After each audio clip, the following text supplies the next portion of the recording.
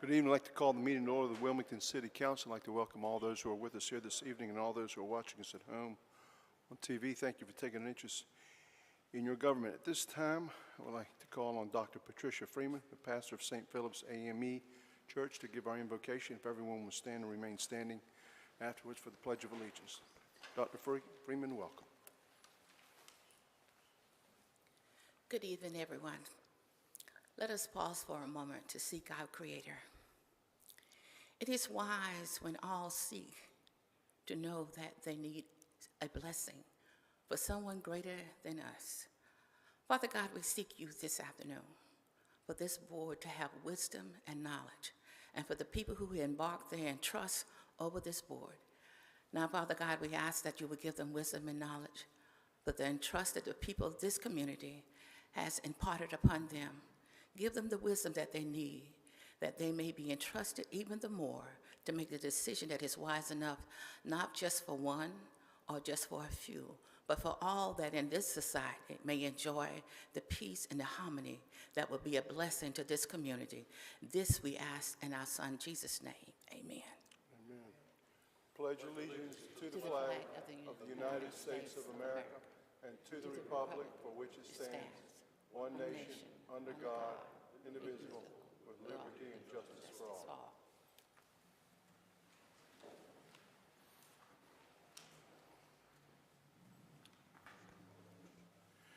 Before we get started, I would like to recognize that Councilmember Neil Anderson is not with us at the beginning of the meeting, but he will be here shortly. He is en route. So at this time, we have several presentations this evening. Our first presentation is a recognition of Representative Ted Davis for legislative achievements for the city of Wilmington and for all of New Hanover County. And at this time, I'd like to ask the entire council, as well as Representative Davis, if you'll join me at the front.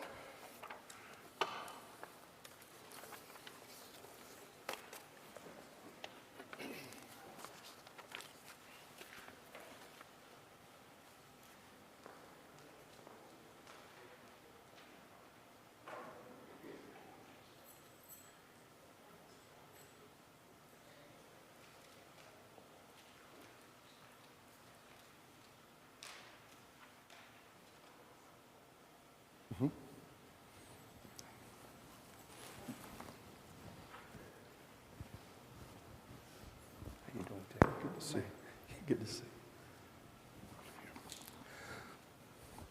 As many of you know, our city council and staff work closely with our state legislative delegation and ask them to look at our varied interest here from Raleigh, and when possible, bring back some resources to help our community out. We as council members know how much our legislators mean to this city and how much time and energy they put into trying to balance competing interests and make the right decisions for our state.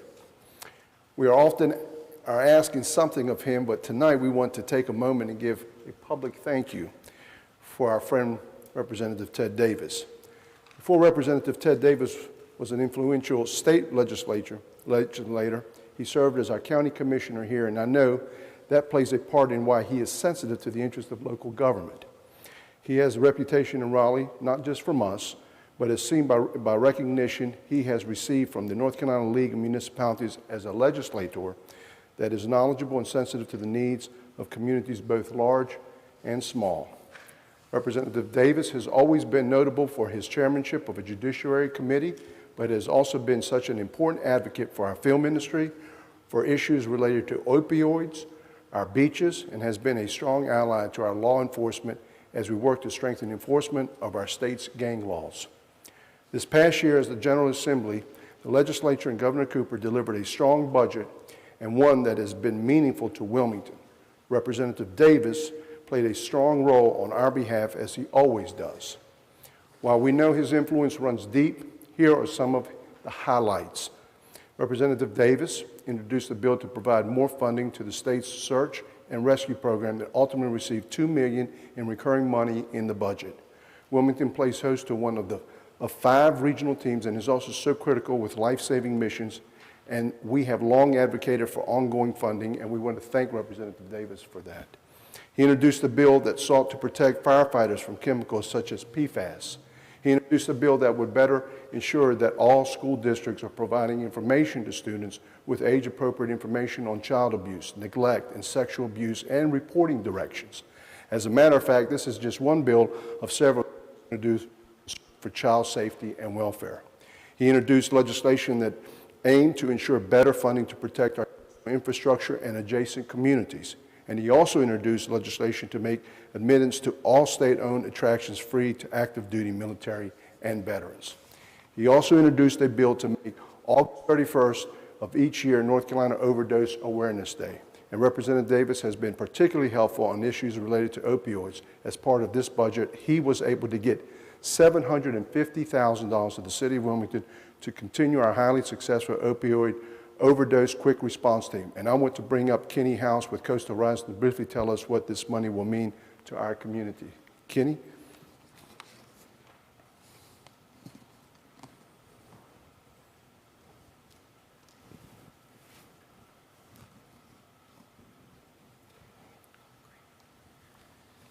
Thank you so much.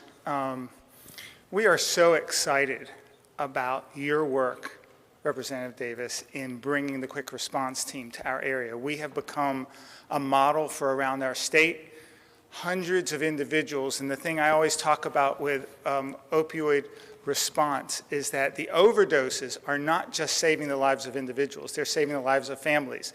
And those families represent neighborhoods, and those neighborhoods represent communities. So we are just delighted that we've been able to spend now a few years, and hopefully a few years more, in really taking this model to the next level, being an example for other communities that need this same kind of service. So thank you so much. It's not just really on the behalf of Coastal Horizons. We've been privileged to be a part of this, but it's the families, those neighborhoods, those communities that have been rescued, given second chances because of overdoses that thankfully did not result in death, but resulted in people getting help. So thank you so much. Thank you, Kenny. Appreciate it. I'd also like to Gaglione, if please come up and say a few words also.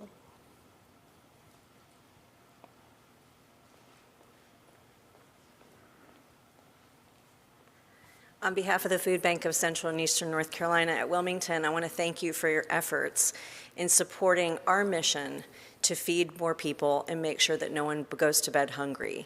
For those of you, and many of you have had the chance to visit us many times, you see us in a 13,000 square foot facility on Marsteller Street, where we're able to move a significant amount of food. Just in December alone, we moved 750,000 pounds of food, and it equated to about 616,000 additional meals in our community. But what we will be able to do at our new facility with 30,000 square feet, a commercial kitchen, a marketplace to serve those who don't have enough access to food in their own communities, it's going to make a world of difference. When we entered into a feasibility study for a new facility, we were told that we had a several million meal gap. And so if we wanted to bring solutions to this community in ending the hunger crisis, we would have to do more. And thank you so much for stepping up with us and helping us do more. We appreciate you. Thank you.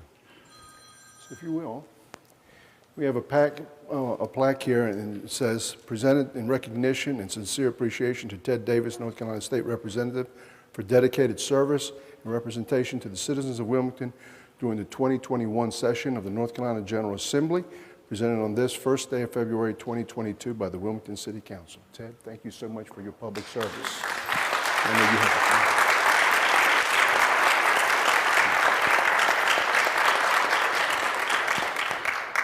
Thank you, Mr. Mayor and members of council. It's a real honor to represent New Hanover County in the State House of Representatives, but it's especially a privilege to represent the city of Wilmington within my House District 20.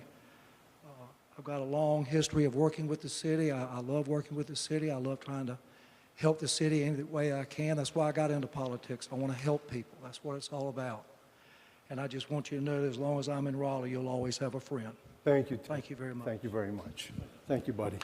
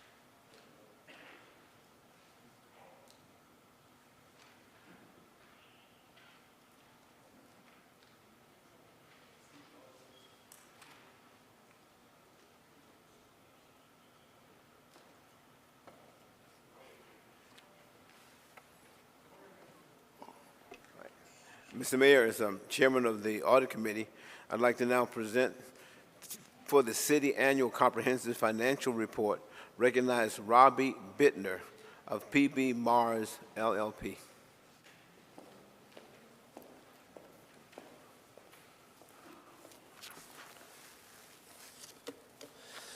Thank you, Mr. Barnett. You're welcome. Mr. Mayor, ladies and gentlemen of the council, on behalf of myself and PB Mayors, first of all, I'd like to say thank you for allowing us to continue to serve the city.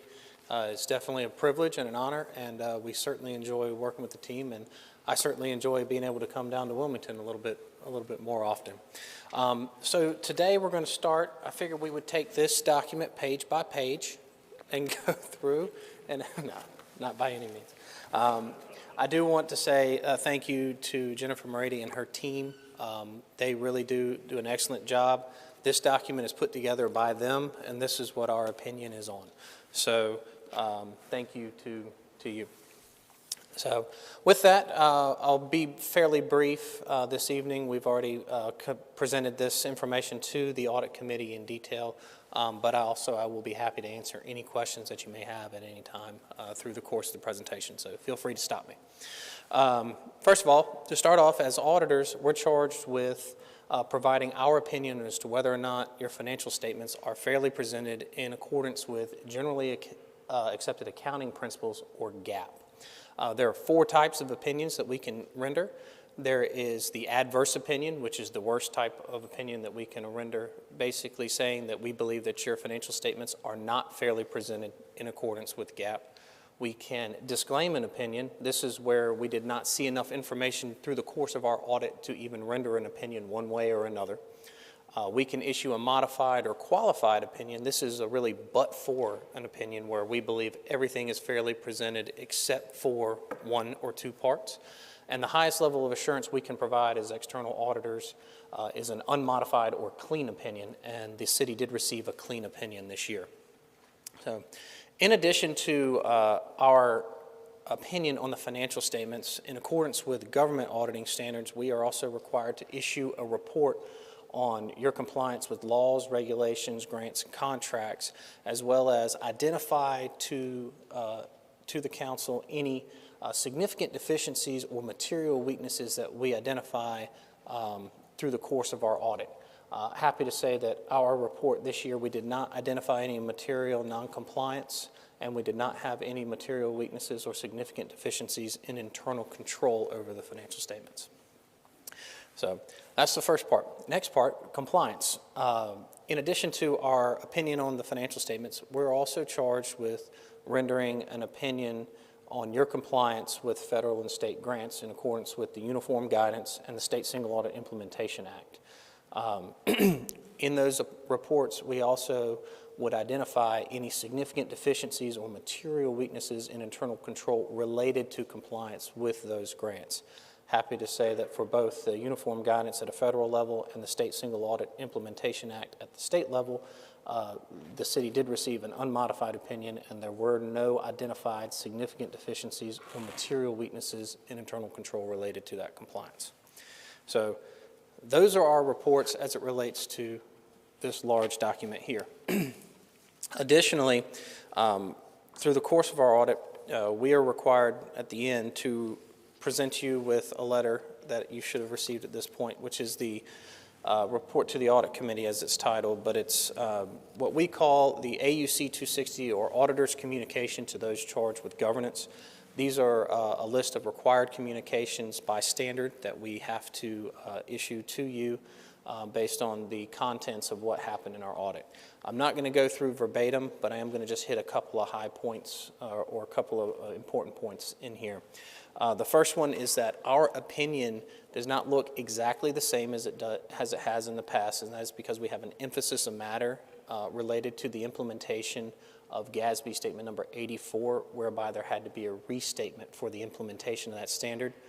Did not change our opinion, but there is an extra paragraph in our opinion report compared to what it normally would look like. Happy to say, too, we had no disagreements with management. There was one small audit adjustment that had no effect on net position, as listed in your letter.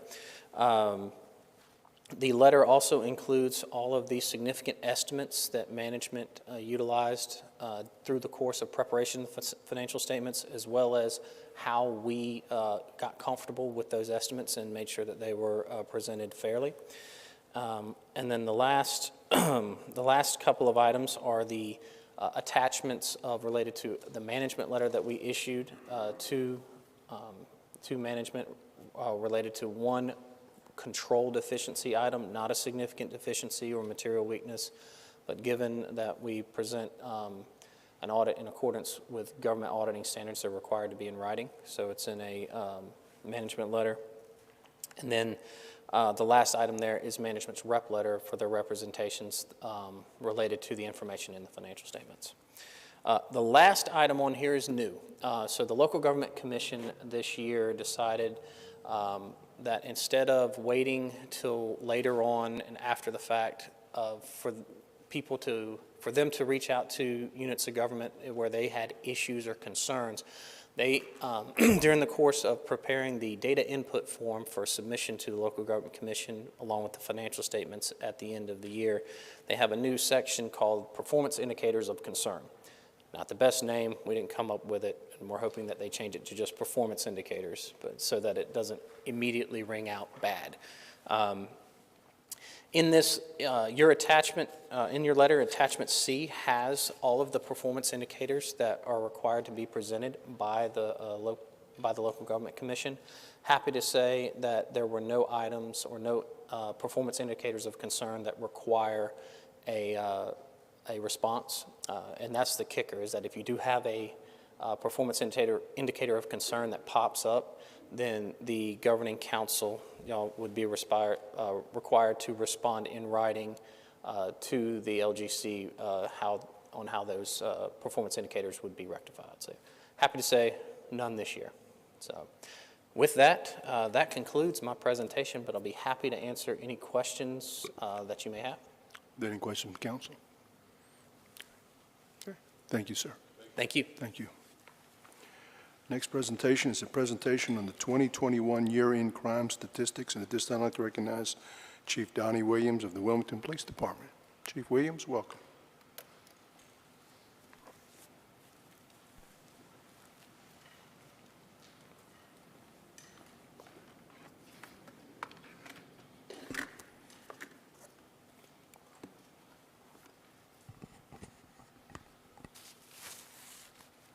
Good evening. Good evening. I think it's important that I say that 2021 has been filled with many difficult back-to-back challenges. I would like to start out by recognizing the women and men of the Wilmington Police Department. Your police department worked very hard for you this past year in 2021. They responded to over 159,000 calls for service. That's about 300 to 400 incidents every 24 hours. They made a lot of sacrifices, and so did their families. They worked really hard, and they gave a lot to meet the needs of our community, but they did not do it alone. We had other partner departments within the city, other partner agencies right there beside us. You, the 7 of you, you've supported us, our city manager, and finally, the citizens of our community. Next slide. We start off with our Part 1 crime comparisons. As with past years, we present this in the Part 1 format so we can benchmark. These numbers are preliminary and will have minor changes after they go to the SBI. In the coming years, we will move away from this format and go strictly to the NIBRS format. These numbers do not include New Hanover County-owned facilities, parks, schools, Novant New Hanover facilities, the state ports, Wrightsville Beach Annex, satellite annexations within the city, and UNCW properties. These properties are handled by other law enforcement agencies. Starting off with violent crime, homicides have decreased by 6 incidents. Rapes increased by 19 incidents. Robberies have decreased by 34 incidents. This is the lowest robbery level since 2009. Aggravated assaults have decreased by 112 incidents. Violent crime has decreased by 133 incidents, or 17%. This is the second lowest level over the past 12 years, with last year being our lowest year. Getting into property crimes, Our burglaries have decreased by 106 incidents. This is the lowest level also since 2009. Larcenies increased by 285 incidents, and this is due to shoplifting. In comparing 2020, we had the governor's executive order, and a lot of businesses were closed down. 2021, things opened back up, and the larcenies and shopliftings went up. Our motor vehicle thefts increased by 28 incidents. Arsons decreased by 15 incidents. Property crime increased by 192 incidents, and the shopliftings again contributed heavily to this. Overall, Part 1 crime increased by 59 incidents. This is a 1.47% increase, and again, the second lowest level overall in the past 12 years. Next slide. Let's look at our homicides. We had a total of 13 homicides with 15 victims, unfortunately, and our thoughts and prayers are still with those families. 3 of those cases remain unsolved, and we're still working diligently to get them solved. 3 of the incidents with 5 of the victims were gang-related. 1 of the incidents was a drug deal that went bad. 1 of the incidents was a robbery that took place, unfortunately, downtown. 3 of the incidents were domestic violence. 3 of the incidents were fatal assaults, and 2 were from traffic crashes. When we start looking at other cities throughout the state, and I'm not going to name the city, but to give an example, there's a city with similar challenges that we have. They have a population of 54,000. They ended up with 12 homicides. Looking at another city, they have a population of 114,000. They had 19 homicides. Another city with 213,000 residents compared to our 125, they have 48 homicides. So homicides are going up nationwide, but they came down in our community. Next slide. Gunfire has seen a tremendous increase nationwide, and we thought it was important to give you a quick snapshot of 2020 in comparison to 2021. We had 134 incidents in 2020 of gunfire assaults with 248 victims. In 2021, we experienced 91 incidents of gunfire assault with 150 victims. We reduced by 43 incidents and by 98 victims. These assaults may not have ended in injury. It may have been a case where someone fired a gun at someone and they did not strike them. And this does not include assault by pointing a firearm only. This is when an actual firearm was discharged. Next slide. ShotSpotter. ShotSpotter covers a portion of the city. When there is an alert, it is sent to us, UNCWPD, the 911 center, and other authorized users. In addition to gunfire, these activations can include fireworks, backfiring vehicles, construction noise, and other noise source indicators. In 2019, we saw 723 of these activations. In 2020, we saw 1,462 of these activations, and in 2021, we saw 1,409 of these, and that is a 3.6% decrease. Next slide.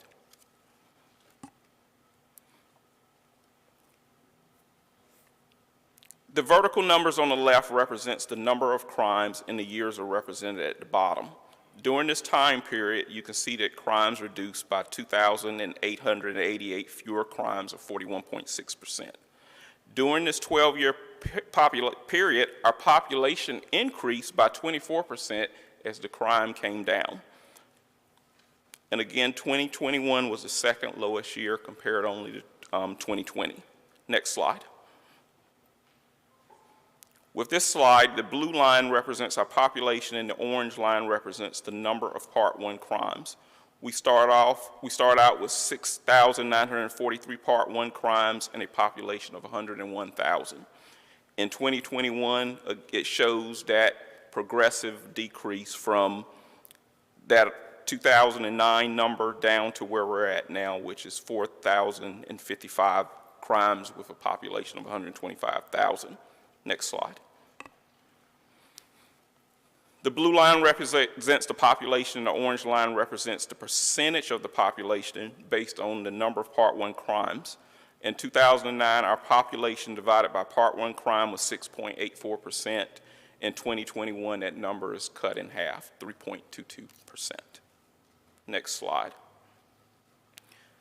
Our central business district and our downtown. The central business district is the area between the Cateford Memorial Bridge, the Isabella Holmes Bridge, the river, and 3rd Street. The downtown district pushes east up to 5th Avenue. Next slide. In 2020, we saw the fewest Part 1 crimes in years, again, because many of the businesses in the nightlife were closed down downtown. With things opening up in 2021, we saw an increase in the larcenies due to the shopliftings, which was 56.9%. Crime in the CBD increased from 111 incidents in 2020 to 168 in 2021. As I pointed out earlier, there was a murder in the CBD back in November, and I am proud to say that your Wilmington police officers performed. They were right on top of it when it happened. They had assistance from the sheriff's office, and the suspects were taken into custody very quick, very quick. And I am just so proud of those officers advancing towards the danger after they heard that gunfire. They did not hesitate. They did what needed to be done that night. The new downtown park appears to have had minimal impact on Part 1 crime during its first year operation, and that's a follow-up question, I think, from your budget retreat. Next slide. The downtown district, which the CBD is included in, saw a 47.7% increase in larcenies. Crime in downtown in 2020, again, was the record low with 169 incidents. 2021 saw a total of 251 incidents downtown. Next slide. Our Wilmington Housing Authority communities, and that includes Creekwood, Eastbrook, which is located off of Princess Place Drive, Glover Plaza, Hillcrest, Houston Moore, Rankin Terrace, Solomon Towers, Vesta Village, and Woodbridge. And we have a partnership with the Housing Authority where they provide X number of officers, we provide X number of officers, and then the Sheriff's Department provides X number of deputies. And we work closely with them and with the residents. Violent crime in our Housing Authority communities saw a decrease of 43%. Property crime decreased by 33%. And overall crime was reduced by 38% in our Housing Authority communities. Next slide. We normally don't review traffic fatalities, but I wanted to include them this year since 2021 saw 22 incidents versus the 17 that we saw last year. And it was important to me because there was such a focus on the homicides and the shooting, and you have innocent people that were being killed frequently in these traffic crashes. 6 of these crimes were from angle accidents. 1 was a left turn from the same roadway. 1 was a bicyclist. 7 were pedestrians. 1 ran off the road to the right.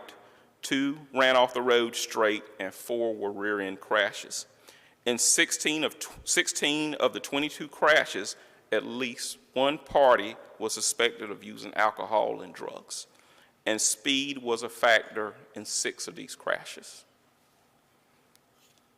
And last slide, before we get into questions, I would like to give credit to Barry Coburn, our senior crime analyst, for putting this together. Barry has been analyzing our crime for over 25 years, and he cannot be here with us today. So this is actually the first time I'm doing it without Barry in the room. And so if there's a question that I cannot address, we will get back with you on it when Barry returns. Any questions? Any questions of the chief? Yes, sir. Mr. Barnett. Again, and you've gone over this before. Explain to me what is a gang-related murder and what's not a gang-related. Because oftentimes, I'm hearing like somebody got shot and it's payback, gang-related. Right. So how do you determine that? What is the rule? Through the course of our investigation, if we determine that there is a gang reason or a gang nexus behind it, then we classify it that way. A good way to explain that is if I am off duty and I'm in Myrtle Beach and someone tries to attack my lovely wife and I have to shoot and kill them, that is not a police-involved shooting because I am off duty. If I am on duty in the city of Wilmington and I have to use my firearm while I'm on duty, that is a police shooting. So we kind of look at gangs the same way. Just because someone's in a gang and they're involved in an assault, that doesn't mean that it's a gang shooting. It could be over drugs, it could be a domestic, again, it has to have some direct nexus to the gang or to the gang activity. If you could go back to that shot of the aerial view, and it had the little numbers, I think it was dealing with the shot spotter. Yes, sir. That one. Could you tell me what the different colors mean, the little square yellow blocks and then the blue? Oh, I'm gonna have to put my glasses on. Well, starting out, the red are the zones. We have two zones. We have the original zone, and then the smaller zone that you see off to your right is UNCW. The colors represent the shots, or if it's an actual confirmation, or if it's a multiple shot, and that's what the colors represent. Okay. So a yellow one that's got a 2 on it, 2 shots were fired, is that what that means? Correct. And one with 4 on it means 4 shots were fired? Correct. Just wanted to be clear on it. Thank you very much, Chief. So one that says 101 was one that scared me. So that one spot right there had one, like, it's to the bottom right of the UNCW, and you can pick any of them. There's some pretty big numbers in there. Yes. So that general area had 101 activations. That doesn't mean it was a shot spotter. It could be fireworks, you it could mentioned be a all the car other options backfiring that could be. or anything. Man, that's a hot corner right there. All right, perfect. Thank you. That 101 look like it's in your neighborhood, Charlie.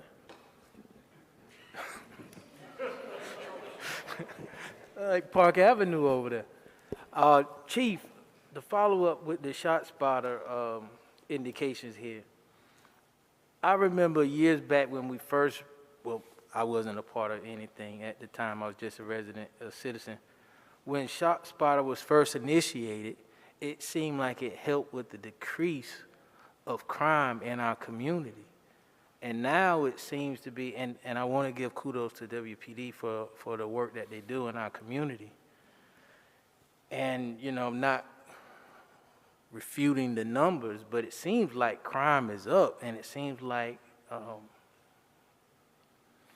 people with guns who shoot guns are not as intimidated by shot spotter as they used to be. Do you find that, do you see that trend, or what? Is that just in my imagination? Because I feel like I'm always hearing something every day or seeing something every day. It could be a combination of what you're saying and the fact that there are a lot of guns on the street, and that's just nationwide. I mean, people are just easily able to get guns. You have the whole ghost gun phenomenon where you can purchase a gun in parts and order it through the mail and put it together. You have, don't give anybody any idea. Right, but I'm just saying it's out there. And then you have cars. People are leaving firearms unsecured in cars. We had a car chase earlier in the week where guys broke in cars and they took 2 guns unattended in cars. So yes, what you're saying could potentially be spot on, but I just think that there's just an influx of guns nationwide. I get this daily publication from Police Executive Research Forum, and it's constantly talking about the number of guns that have just impacted our nation. And again, it's not a Wilmington thing, it's not a North Carolina thing, it's nationwide. Thank you, Chief. Sir, Mr. Waddell. Chief, I first want to commend you and the Wilmington Police Department for all you do to keep our community safe and continuing to keep the trend of crime going downward. My question is not in regards to ShotSpotter, but I think you said there was 159,000 calls this year. And you gave some statistics from some similar cities that are below us or close to us in population.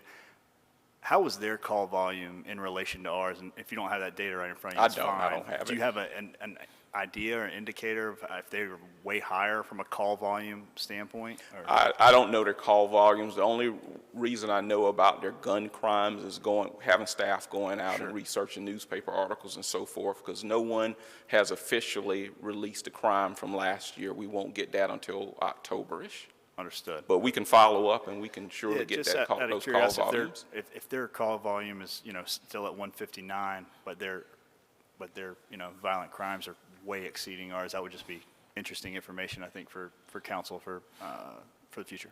But one thing about call volume, it also includes the proactive activity of the officers. So if they're not as busy as we are and they're making a lot of traffic stops, that's going to be included in the call volume. Or if they're doing a lot of business checks, that's going to be included in the call volume also. Understood. Thank you, Chief. Donnie, real quick, when this program with ShotSpotter was put in place many years ago, when Ralph Evangelist was chief and was talking about the technology that we needed for the 21st century to keep, on top of things like this, I know there was concerns with the amount of guns that were in the community. And to Kevin's point that, some people look at this as being a deterrent, but we're looking at it more as an opportunity to be able to solve crimes and solve them quickly, or have a police officer there within minutes after that ShotSpotter has been activated. And I think one of the things that at least I've heard is that the incident took place down in November downtown. The ShotSpotter activated, and our police officers were right on the scene. Is that? Well, they actually heard the gunfire. They heard the gunfire. They heard the gunfire. But the activation also took place, did it not? It may have I can't remember with that one if it activated or not, but I know they actually heard the gunfire, and that's why they were there so quick. Okay, so and the other question I have is 162 on the 421 corridor, is that the shooting range for the Sheriff's Department? It is. So we're picking up everything that's going off? Even though it is not within the red zone, we will pick up things outside of the red zone. Okay. Pretty good. Well, again, thank you very much for this. And again, we just want to thank the Wilmington Police Department, the men and women that protect us every single day. You do a magnificent job, and 150-some thousand calls for service. That's a lot of calls. It is. And we just thank you. Thank you very much. Thank you. And we'd like to make sure that this is on our website, Mr. Manager. If we could, please. Thank you, sir. Our next item of business is our public information. No speakers are scheduled to speak this evening. That brings, excuse me? Oh, I'm sorry. Yeah, we have consent agenda items 1 through 3. Are there items any council member would like to hear separately? If not, what are the wishes of council? We have a motion to approve by Councilmember Barnett, second by Mayor Pro Tem Haynes. Discussion, all in favor of that motion, please indicate by saying aye. That item passes unanimously. Next item of business is public information. No speakers are scheduled to speak this evening, which brings us to our public hearings. Item PH1 is an ordinance amending the official zoning map of the city of Wilmington to rezone property located at 6005 Oleana Drive from O&I Office and Institutional District to CB Community Business District. And at this time, I'd like to recognize our city manager, Mr. Tony Caudle. And I will also note that whoever makes the motion must read a consistency and reasonableness statement for the record. Mr. Manager. Good evening, Mr. Mayor, Mayor Pro Tem, members of council. Jeff Walton, Associate Planner, will overview this item for us tonight.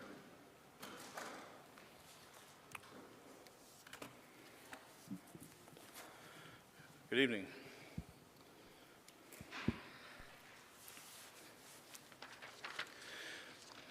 The subject property is split zoned, community business, and office and institutional.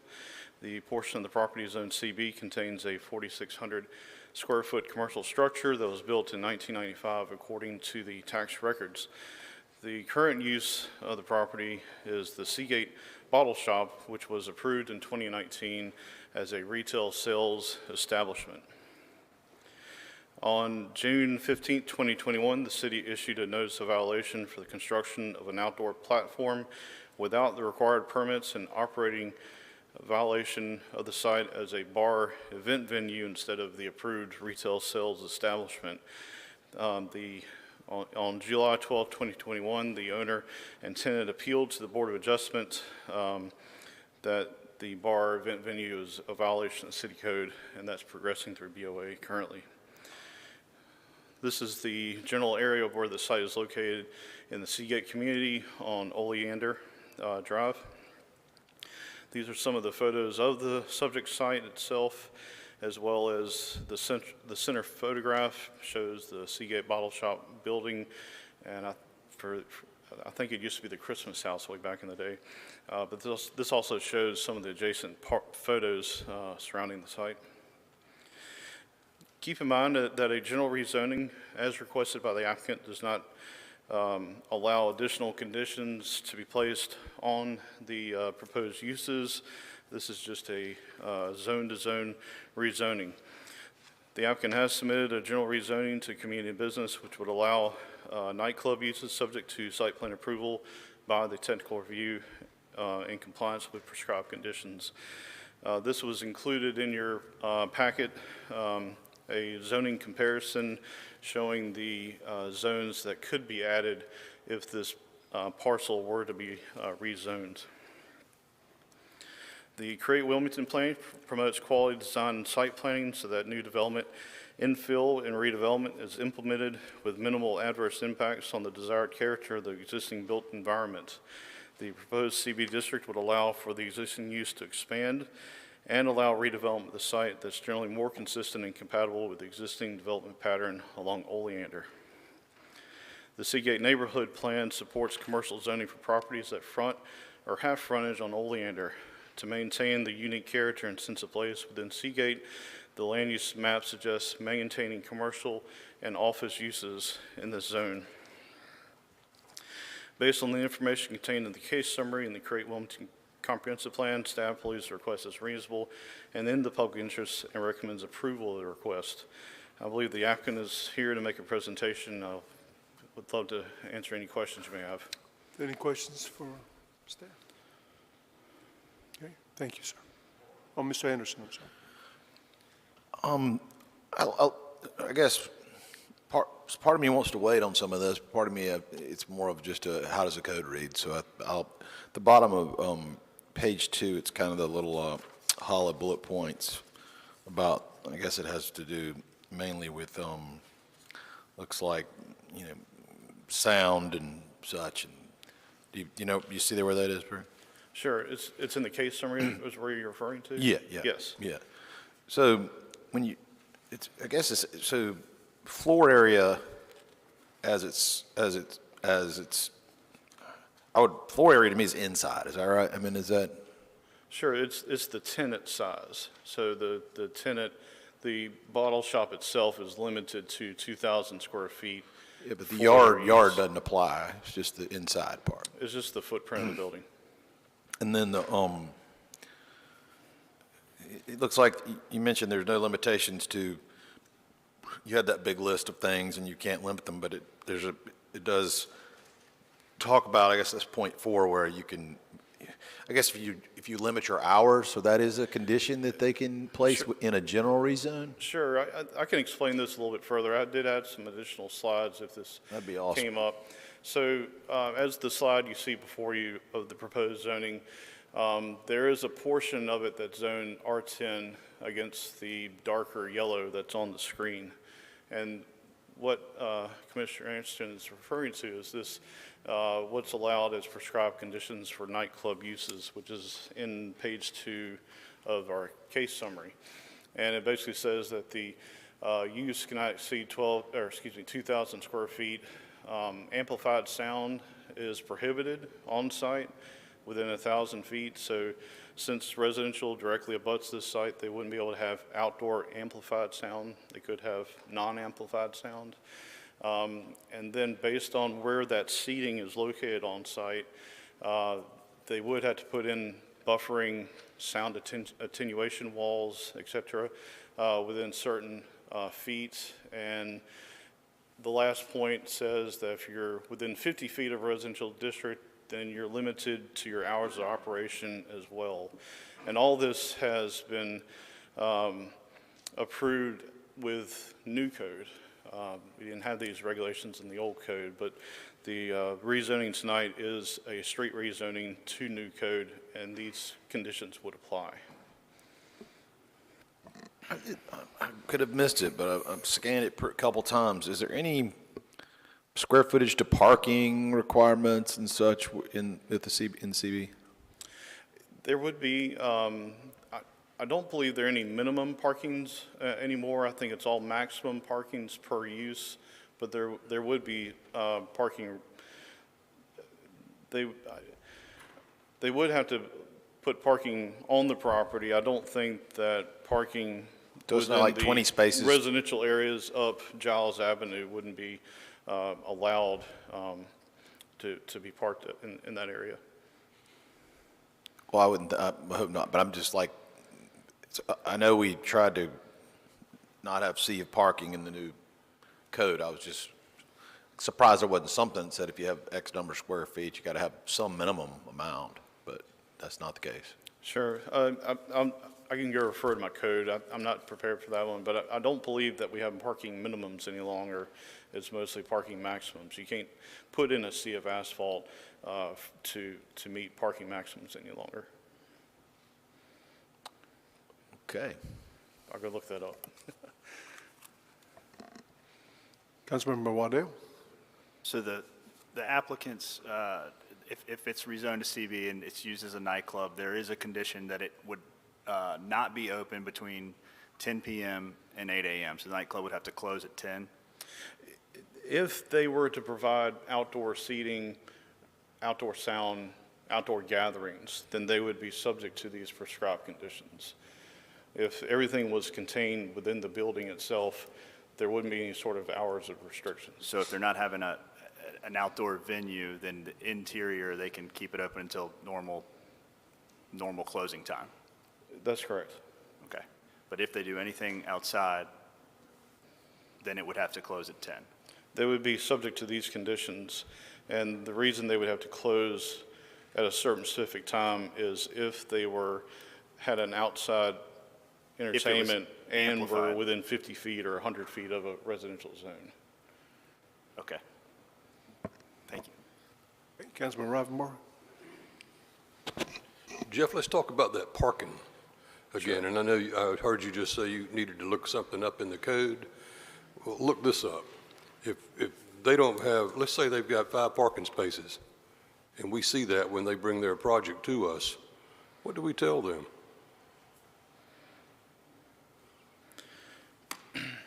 I would look up the parking requirements per the code and tell them they need to have so many per space. But like I said, I'll run to my book Okay. and see if I can, unless they have. And where commercial, you want to do that, or? Come on. I have the luxury of having the code right in front of me. So there is no minimum parking requirement unless you're within 650 feet of a residential district. Otherwise, you'd have to have, in that case, you have to have 40% of the maximum. Okay, so how does that affect this? I don't know how many parking spaces they have right now. But Well, I mean, they fall within that parameter that you just right, so mentioned. they would, at this case, since they're adjacent to a residential district, they'd have to have 40% of the maximum allowed for that. Okay, and that what is use. the maximum? I believe it's 1 per 300 square feet, but I got to double check. Okay, is that 1 per 300 square feet of the entire floor space, or just the 2,000 square feet that's being used as a? It would be the entire building. Okay, so what does that equate to? You can do the math that quick, or? I don't know the square footage of the building, so I can't do that. I think somebody just quoted as 40, did somebody say it's a 4,600 square foot? 4,600 square feet, but they'd be limited to 2,000. Right, but the parking would be the whole thing. So 4,600 divided by 300. About 15? Something like that, yeah. And then 40% of that? Mm-hmm. I don't know how that slid past this council, because that is just not enough. And also, where residential abuts commercial, there's some additional setbacks, so I don't think that we would allow them to park right up against that what is that, R10 or R15? R10? I believe it's R10. How does that residential? There'd be a required buffer. Of? If there was any, I believe, a minimum of 15 feet with a fence.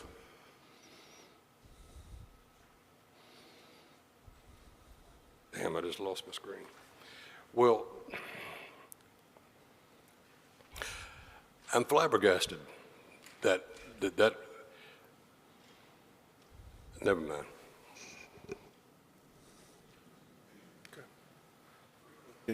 Where are they parking now? I believe there's an existing parking lot in front of the existing building. I do not know how many spaces are there right now. All right. Yeah, that like as Jeff mentioned, it was the Christmas house. It's been a retail business for decades. But it's just a use, and the parking in the building has not changed over time. So. Okay. Is the applicant here to answer those? is the applicant here? Yes, sir. Okay. Okay, let's, any other questions for staff? Okay, thank you. This time I'd like to recognize the applicant.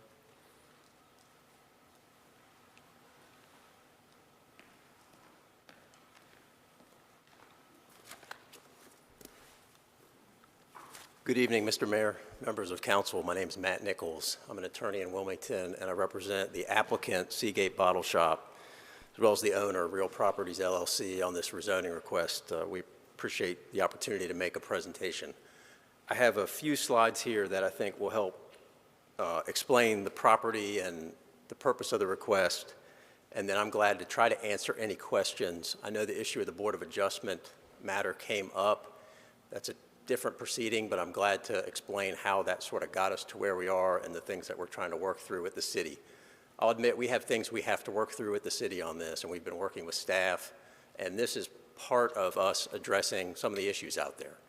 So let's see, the property, I know that council's very familiar with the vicinity.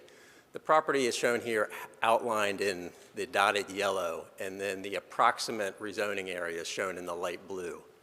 You can see from this photo that the building itself is located, except for the decking, but the building itself, what you call like the heated square footage, is in the CB zone now. So it's entirely CB now.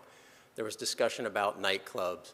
Nightclubs are now allowed in the CB by right, so a nightclub is allowed to go in that building today under the effective code, subject to the regulations in the code. This better shows the current zoning, and again, you can see the blue portion of the property is O&I. Not really sure why the back of that is zoned O&I and the front part is CB. The property has one access onto Giles, and so there's no access from the O&I 1 property to Oleander. And so the O&I 1 is sort of the back part of the property. It's sort of locked in by the CB portion, and you access through CB and you access onto a CB zoned street. And you can see that there is a lot of CB zoned property in that vicinity.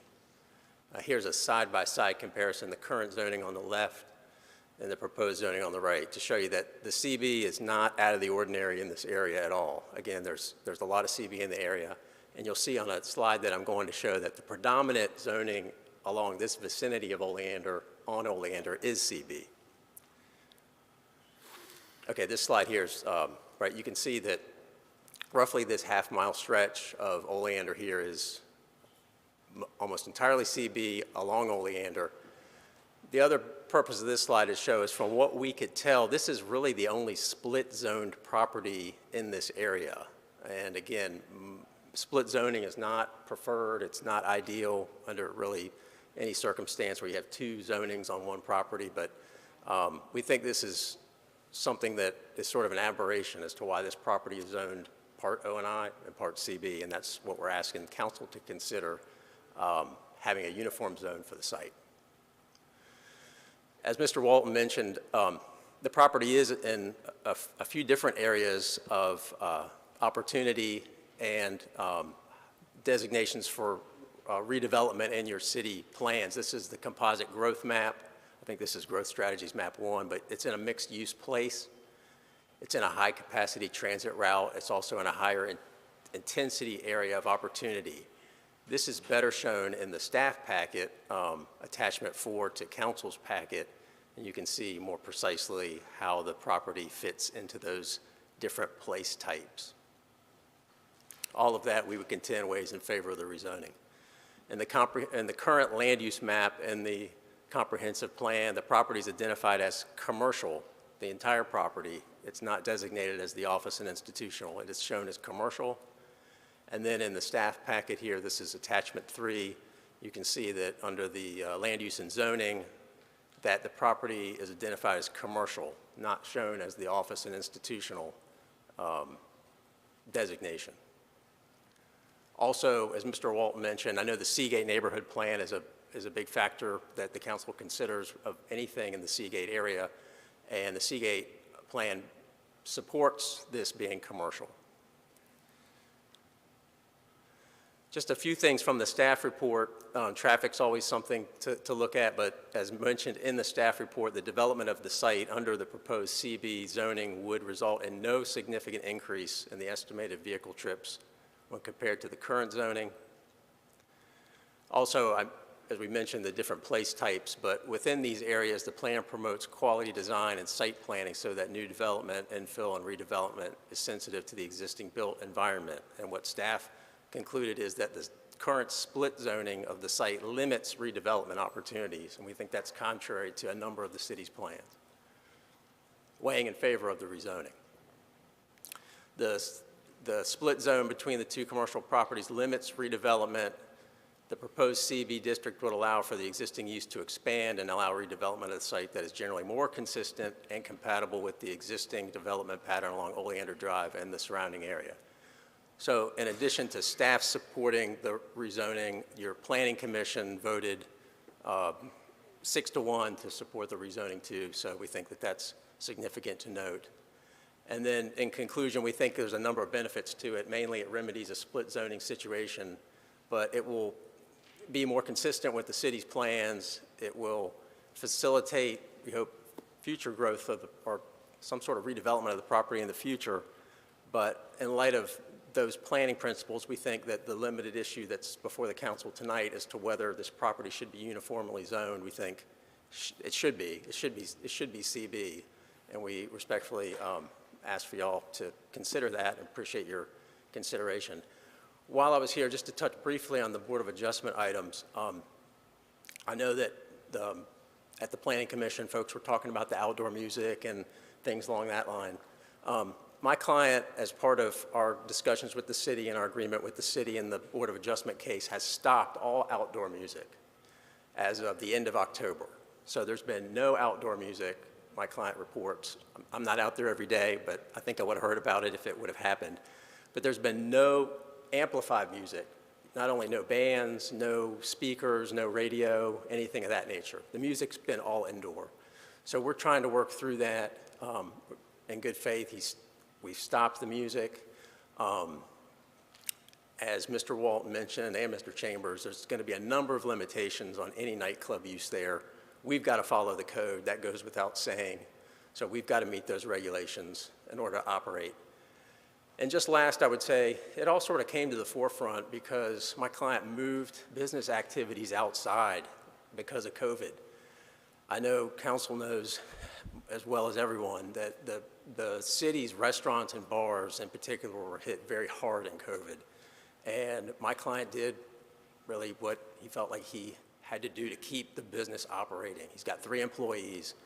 He moved activities outside, and that's how it's sort of, that's part of how we got here today. So we acknowledge that.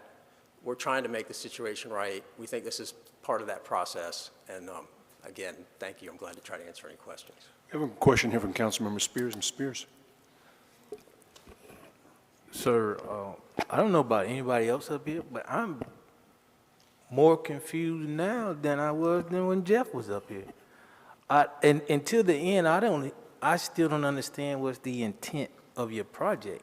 I'm hearing nightclub, but I'm hearing that there are regulations that after a certain time, based on outside noise or outside involvement, you can't operate after a certain hour. So just for clarity, could you actually tell us what's intended with this rezoning? Yes, sir. So when the Board of Adjustment matter came up and it was brought to my client's attention, I think it was a little bit of a surprise that the property was split zoned like it was. It's, again, the zoning line on the property is sort of random. I understand the split zoning. I want to understand, what are you going to try to do there now by rezoning? Well, are you operating as a nightclub and you want to expand it further, or I mean, I've heard bottle shop, I've heard what's the intention of the project? Under the current zone now, effective December 1 of last year, my client is allowed to operate a nightclub now in the bottle shop space. Prior to that, it was authorized for a limited bottle shop with some indoor consumption and sort of a small bar type business, but it probably didn't meet the definition of a nightclub, and nightclubs were not allowed in that zone until December of last year. So now that it is Zone CB, my client, I don't think you'll see much of a change on the inside or even the operation of it. I think the nightclub is somewhat of a name under the code. Okay. But the idea would be to have some outdoor seating. We realize we've got to meet the requirements in order to have any outdoor seating. The outdoor music's just not possible. We're within 1,000 feet of a residential district, so any outdoor music could not be amplified. It would have to be acoustic guitar or something like that, but the outdoor amplified music is not allowed on the site. So the idea would be to continue to operate the business in the manner of what you would probably fall under the definition of a nightclub. We'd like to have the outdoor seating because I think that's what the customers have preferred. It's been successful. Again, it sort of evolved that way because of COVID, but it's proven to be something successful. The music has been an issue, we understand that, but the music cannot occur under the new code, and we recognize that. So it would be it would operate much in the same manner that it does now, which I don't think has been an issue or a problem until the music part came into play. And we would like to have some outdoor seating, and the outdoor seating's been successful, and we'd like to work with the city to try to have some sort of reasonable, appropriate outdoor seating that would meet the code. Okay, thank you. Thank you. Reverend Mark and then Mr. Anderson. Mr. Nichols, I don't have a problem at all with the rezoning. I think it makes perfect sense to do what you're doing. Some real estate agent probably didn't divulge everything when it was purchased with the split zoning because you need to know that. I just want, you got 2,000 square feet of this 4,653 that's going to be designated as you say in the code, it's referred to as a nightclub. Whether it is or not, that's what it's referred to. The other 46, the balance of the property is used as what? It's basically a very limited office space. I believe my client, the owner, Matt Scharf, his entity, I think he may use that, or perhaps it's not a very intense office space. It's like a... But it's not nightclub?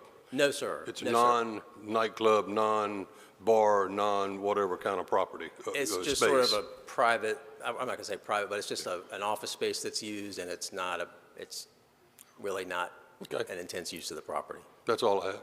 Yes, sir. Mr. Anderson and then Mr. Waddell. So, Mr. Nichols, those conditions, the last things we're looking at with staff in terms of like the distances and the time frames, your client understands that's the new reality there, correct? Yes, sir. That is the new reality, and we understand we have to meet the code. Okay. All right. Yeah. Thank you. Yeah. Thank you. Mr. Waddell. So the exterior deck was basically built onto O&I zoning, and that's what prompted the BOA and then the overall rezoning request, correct? Yes, sir. I think that's fair to say. And there were some permits. I'll admit the permits weren't obtained in the proper manner, but we're trying to get the permits after the fact to make sure we're square with the permits, and that was one of the issues. But that was the major contributing factor to the whole. That was part of it. I tend to think the big issue was the music. Outside music is what sort of brought everything to the forefront. But okay. We fully intend to work through the permitting thing with the county and the city and make sure we're in line with what needs to be done with that. But yes, sir, that is correct. Thank you. Thank you. Any other questions? Okay. Thank you. Thank you, sir. Mr. Mayor? Yes, sir. I have a question of our staff. Sir.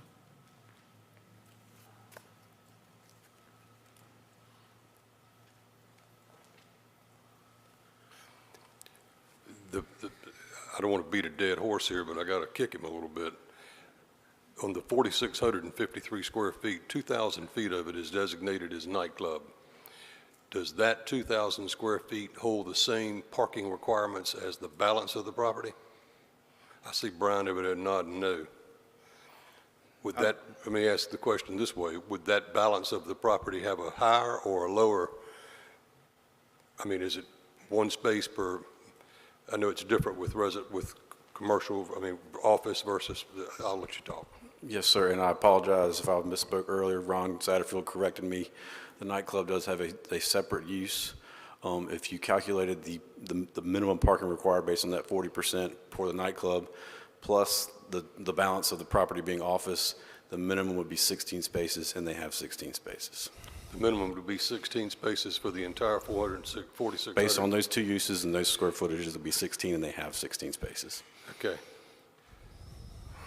Okay, thank you very much.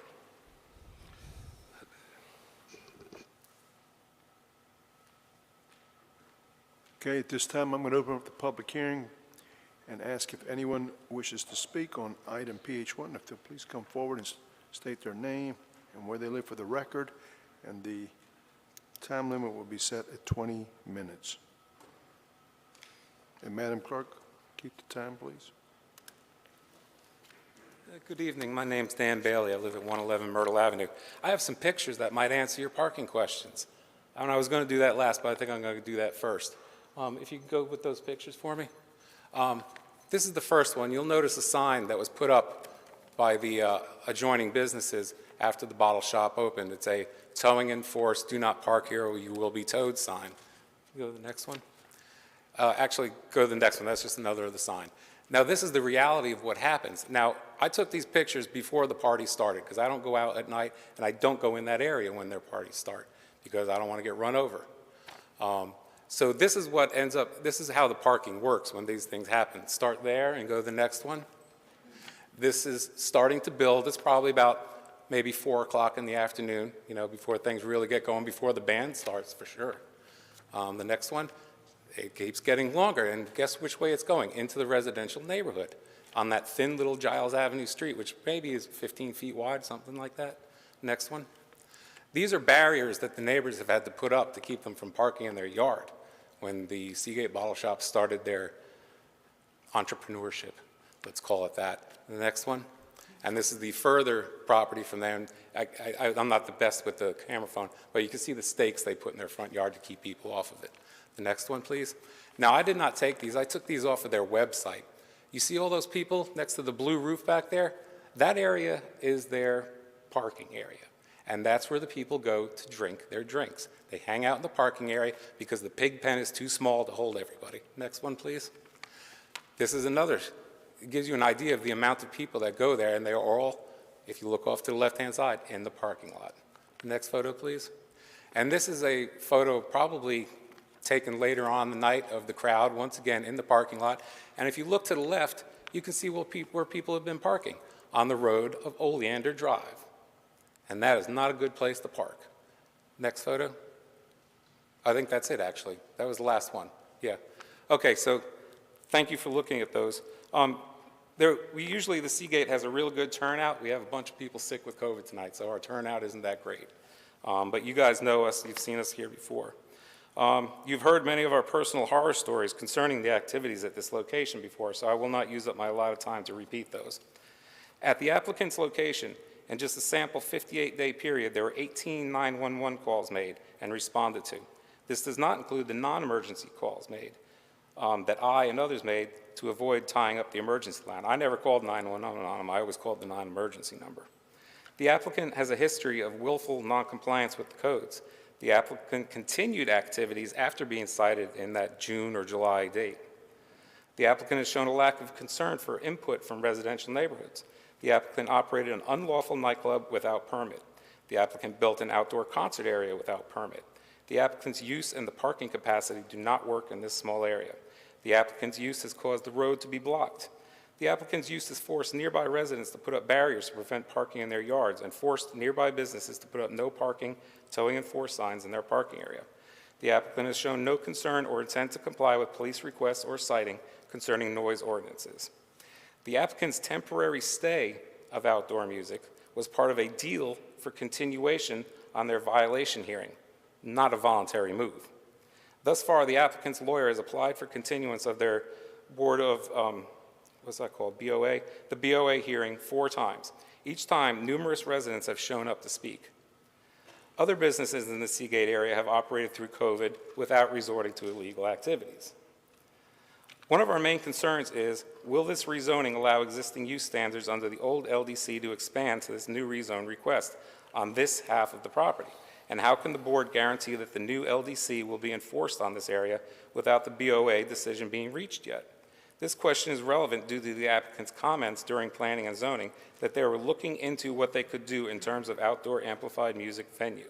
The applicant expressed pushback to the new LDC concerning amplified music, never committing to stating there would not be amplified music concerts outdoors in the future. Due to the track record of the applicant, if the council decides to grant this request before the BOA hearing, we ask that it be granted under conditional rezoning, with the condition that there will be no outdoor amplified music allowed. This may sound redundant, but we do not trust the intent of the applicant.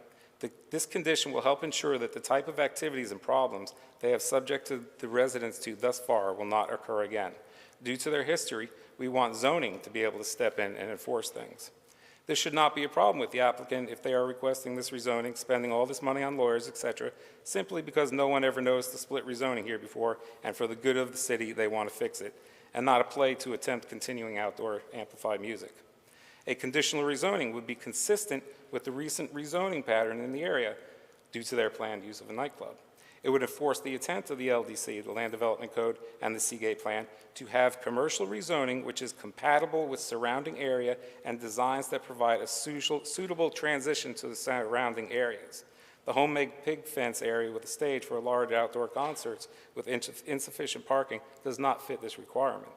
At this point, the request and illegal previous uses and construction is not a design that enhances or improves the character of the area as the comprehensive plan calls for. As a reminder of the discussion at the Planning and Zoning meeting, Commissioner Lennon acknowledged that despite their concerns, their council could only make decisions based on a black and white zoning request. Commissioner Polak still voted no despite that. The City Council has the ability and the duty to fine-tune this request. As another reminder, Matthew Dunn, the owner, gave an interview with Port City Daily on October 29th last year stating, quote, "I am not going to give up my fight to keep providing live entertainment," end quote, and was looking at being told to cease as a temporary pause. Our neighborhood has been subjected to the applicant's unfettered illegal use for the past year. Please take control of the situation for the residents. Thank you for allowing me to speak. Yes. Excuse me, sir. Just a quick question. Thank you. Did the barriers work? I'm sorry? Did the barriers work? You know, yes, the barriers kept the people off their lawn as far as I know. Okay. All right. Sir? Thanks. One quick follow-up. When were your photos taken? That was, that's a hard one. It was probably sometime in June, July, when these things first really started getting going.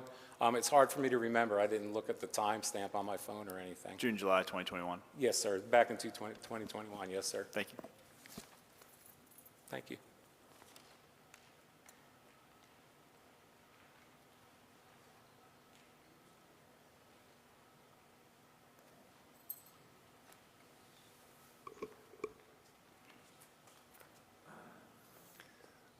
Good evening, Council. My name is Terry Bland. I live at 5825 Park Avenue.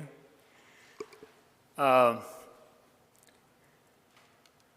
know there's a lot of words tonight about this, and I don't pretend to understand all that's been said, and don't totally understand all the codes and the new codes and the old codes. I was involved, very much involved in the Seagate neighborhood plan. And I can tell you, and maybe it was just naivete on my part, but I never envisioned when we agreed to this plan that I'd be standing here tonight talking to you about this kind of business coming into what we agreed to as a commercial area in the neighborhood. Honestly, that did not cross my mind. I've observed what Dan mentioned, that the parking has overflowed. I don't remember why, and it was foolish, but I tried to drive through there once or twice, and I really was afraid I about hit pedestrians, and I was driving really slow because people were just parking all over and walking out in front of me. The other thing is, I've lived in this neighborhood for close to 40 years now. And when you've lived in a place for a long, you can imagine if this was to come into your neighborhood. This is a very human thing. This is not about codes or laws or anything. This is just one human being speaking to a group of other human beings. And you may say, well, that's not the codes and that's not this, and we'll write that off and do whatever. But what I have to say is, if you lived in a place for that long, and a business like this moved into it, where it hadn't been there before, and they were playing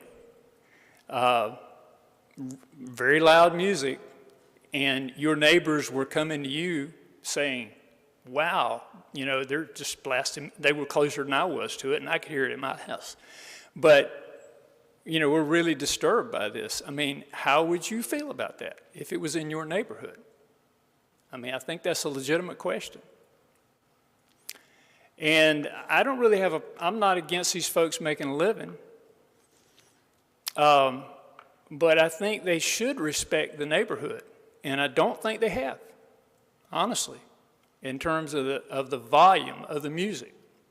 Because it was really cranked up a few times. And I know they've had citations, and I know they've responded to that, and I know they've stopped that in recent months. But you can see why the neighborhood would be concerned about every move they make in terms of rezoning or anything else, because we haven't had a good trust relationship there when folks have been really offended by the way they've conducted themselves. So that's what I would bring to you. It's just a human thing. It's not a code thing. It's not a neighborhood plan thing. It's just, this is the human reality of how we feel about it. Thank you much. Thank you. I have a question for him really quick. Have the parking issues subsided since the outdoor music has stopped? I haven't been down that road since then. I drive by it every day, and I was just wondering if as you living in Seagate, if you've seen it. I haven't noticed it. I haven't after once or twice of making the mistake of trying to get out to Oleander that way, I just stopped going. Was that around the same time that the photos were taken when they were having the outdoor? Yeah, it sure was, yeah. Okay. Actually, I would say it was after Dan said he took his pictures. It seems to me June, July. That I think the last time I tried to go through there, if I'm not mistaken, I'm not on the witness stand, so haven't sworn on the Bible. But if I'm not mistaken, I think it was somewhere around Halloween. Okay.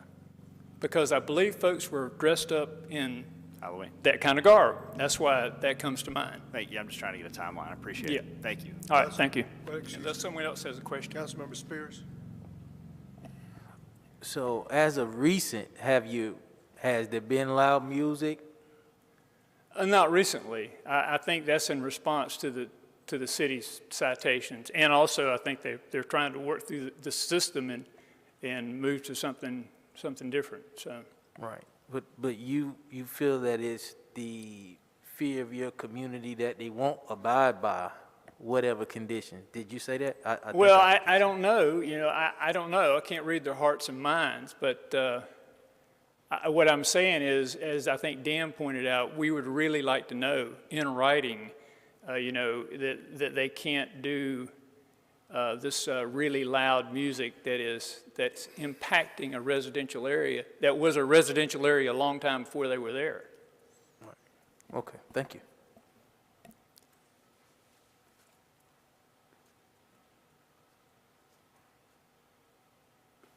Councilman Barnett. Just want to get clarity from the staff again. The new code says they cannot do the outdoor music because they're too close to residents. Is that correct? Councilmember, no, that is not correct. Okay. It says no amplified music. Okay, yeah, amplified music. Amplified. That acoustic, where there's no amplifiers or enhancement via electronic means, that is still allowed under the code. And I'll look to planning staff to bring up any details I have missed in that. Okay. Is that the thing we did when we put the amplifier in here and somebody like walked outside and tried to hear it and stuff like that? Is that? That's what we did for the noise ordinance, where we had Okay. the speakers and showed what the decibel levels would be Okay. like. So it's not that, okay. All right. Thank you.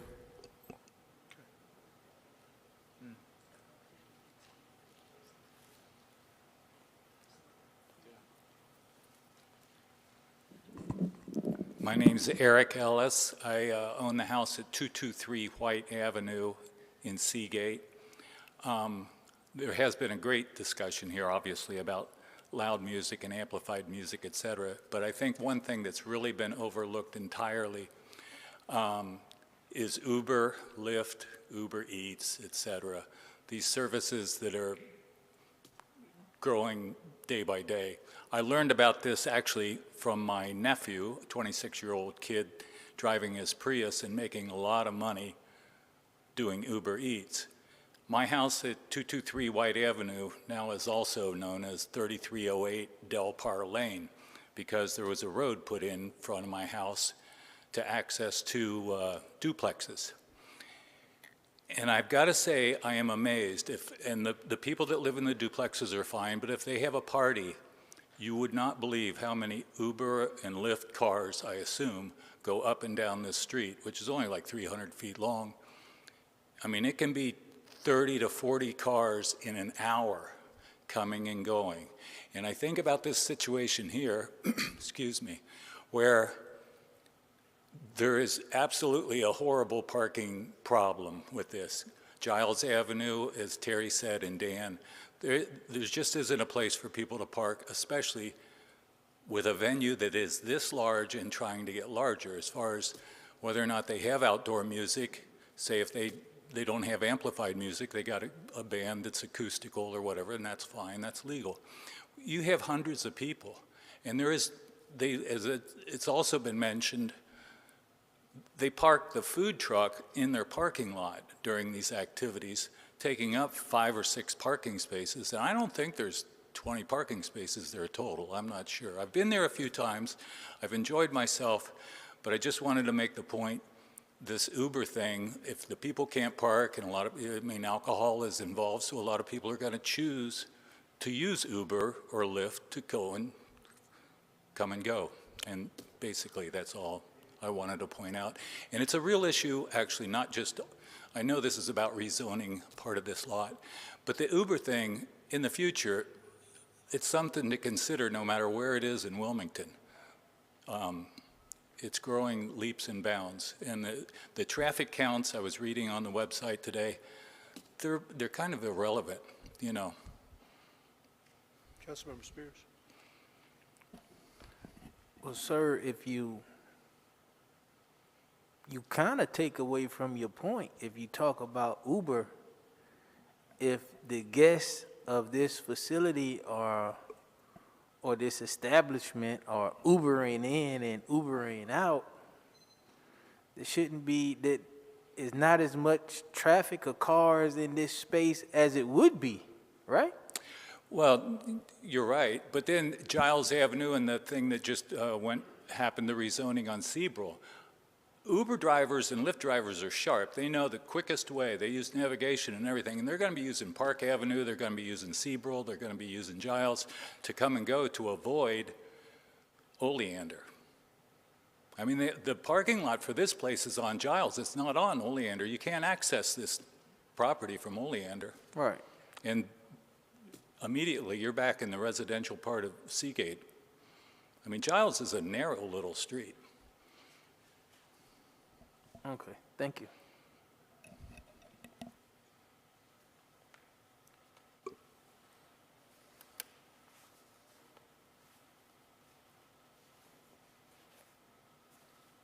Anybody else?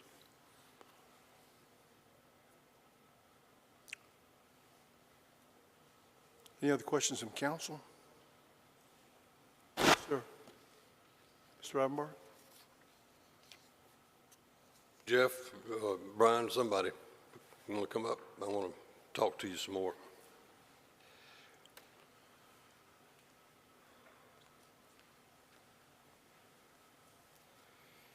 Having seen, I mean, did we take into consideration at staff level I mean, unless you've been living under a rock, you would know that this place has attracted that kind of,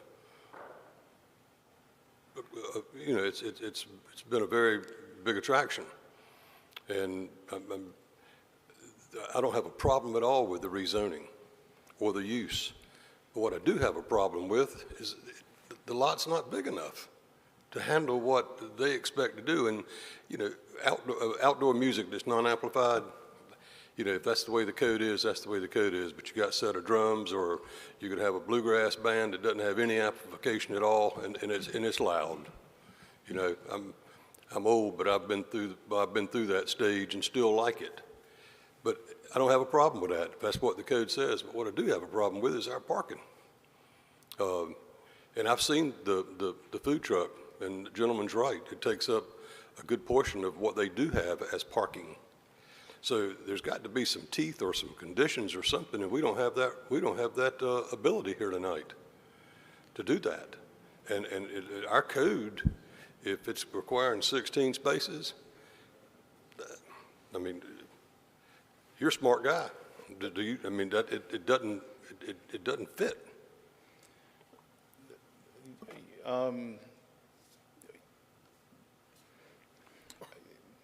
I'm not sure how to respond to that, but I don't think there is a response.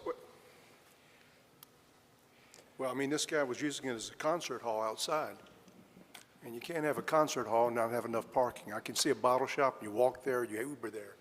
But you have a concert? I mean, I see where you guys were coming from, and I know why the code was written the way it was written, because of the concerns from the concerns of citizens said we have too much parking, the seats of parking. And I know we were been wrestling that for years, but this was a concert outside. And I understand what was happening. People were driving there, and probably had pretty good bands, and people just coming from all over inundated the neighborhood and the community. And that's what we had here. It wasn't that it was bad for the code, it was just the way they used it. And that's unfortunate. And we're going to fix it tonight, one way or the other. Mayor Pro Tem?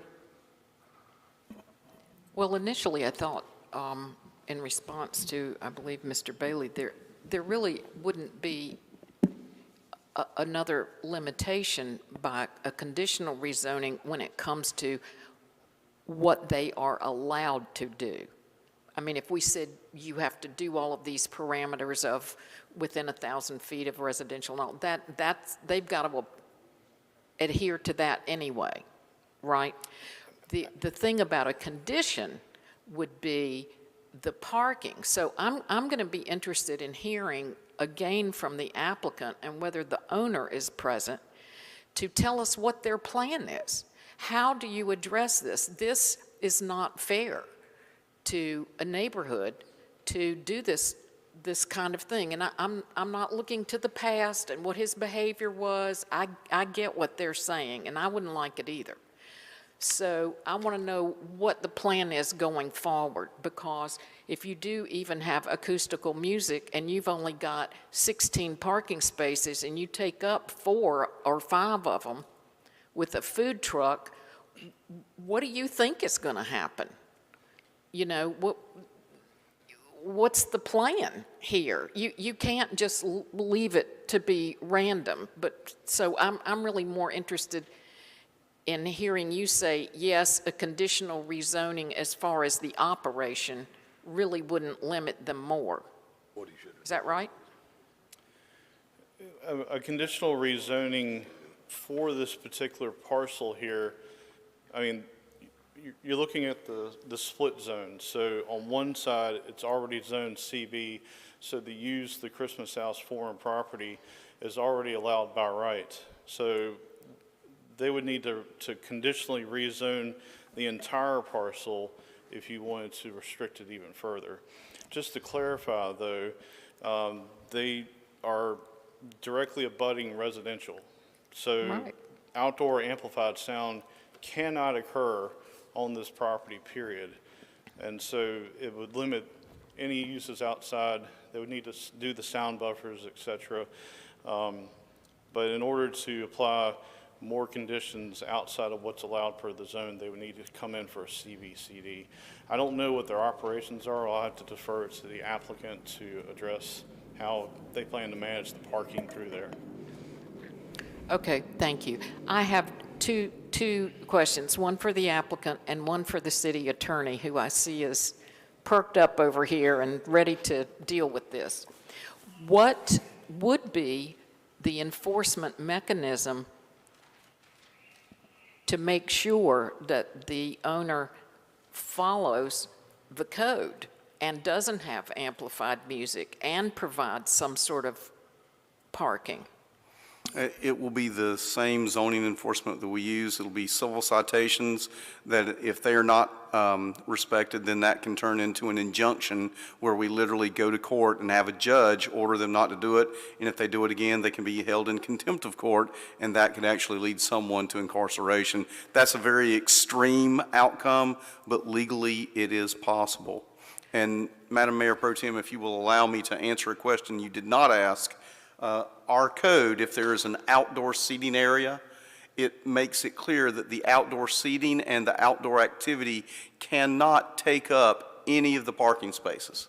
So that in itself, if there's a food truck that's taking up 5 or 6 spaces, that is not in compliance with our code, and that's something that should cease. Okay, I think in the past, there was a place on Wrightsville Avenue and maybe one on Dawson or somewhere that were considered nuisances, and they were, over a period of time, through a lot of legal action, were actually shut down. Absolutely. If we have a nuisance location, we will build cases and we will shut them down. Normally, if it's simply a zoning violation, without criminal violations, we don't end up going that track, but it's certainly possible if an owner allows a place to become as you would say, a den of iniquity. Hopefully that isn't going to happen. Could we hear from Mr. Nichols again about what the plan is going forward? Because this seems untenable that you would have, 50, 60, 100 cars in a place where you have no way to accommodate it. Yes, ma'am. Don't disagree. I would say I guess the easiest way to answer that, and I think what answers 90% of what I've heard, is the music has stopped. The music is not allowed anymore. We recognize that. The code clearly states, I'll read directly from it, for a nightclub. This is section 18-161B. Outdoor amplified sound shall be prohibited within 1,000 feet of a residential district, period. We cannot have outdoor amplified sound. My client hasn't even had acoustic music outside because, frankly, Oleander Drive, the road noise is too loud to do it. So he hasn't even done that. He's been allowed to do that, but he hasn't had any outdoor music whatsoever since the end of October. Moving forward, I think when you take the music and the live events, and I see the pictures, I totally understand the concerns. Mr. Bland, Mr. Bailey, these are nice people. I understand. They have legitimate concerns. But I think when you take the outdoor music out, the outdoor amplified sound, you're not going to have these event-type things, and it will go back to being what it was, which was a bottle shop. We'd like to have the outdoor seating, and it will, I just don't think you're going to have those issues. We have to comply with the code. My client recognizes that. The site is what it is as far as its size and its situation and that sort of thing, and the parking. So we have to meet all that. We understand that. But I think when you take the outdoor music out of it altogether, that probably solves 95% of the issues. And it's gone. Was the parking adequate when it was serving as a bottle shop? I haven't heard that it wasn't. I think the parking issues were related to events. And we acknowledge that, I guess I'm not going to criticize my client, but I understand that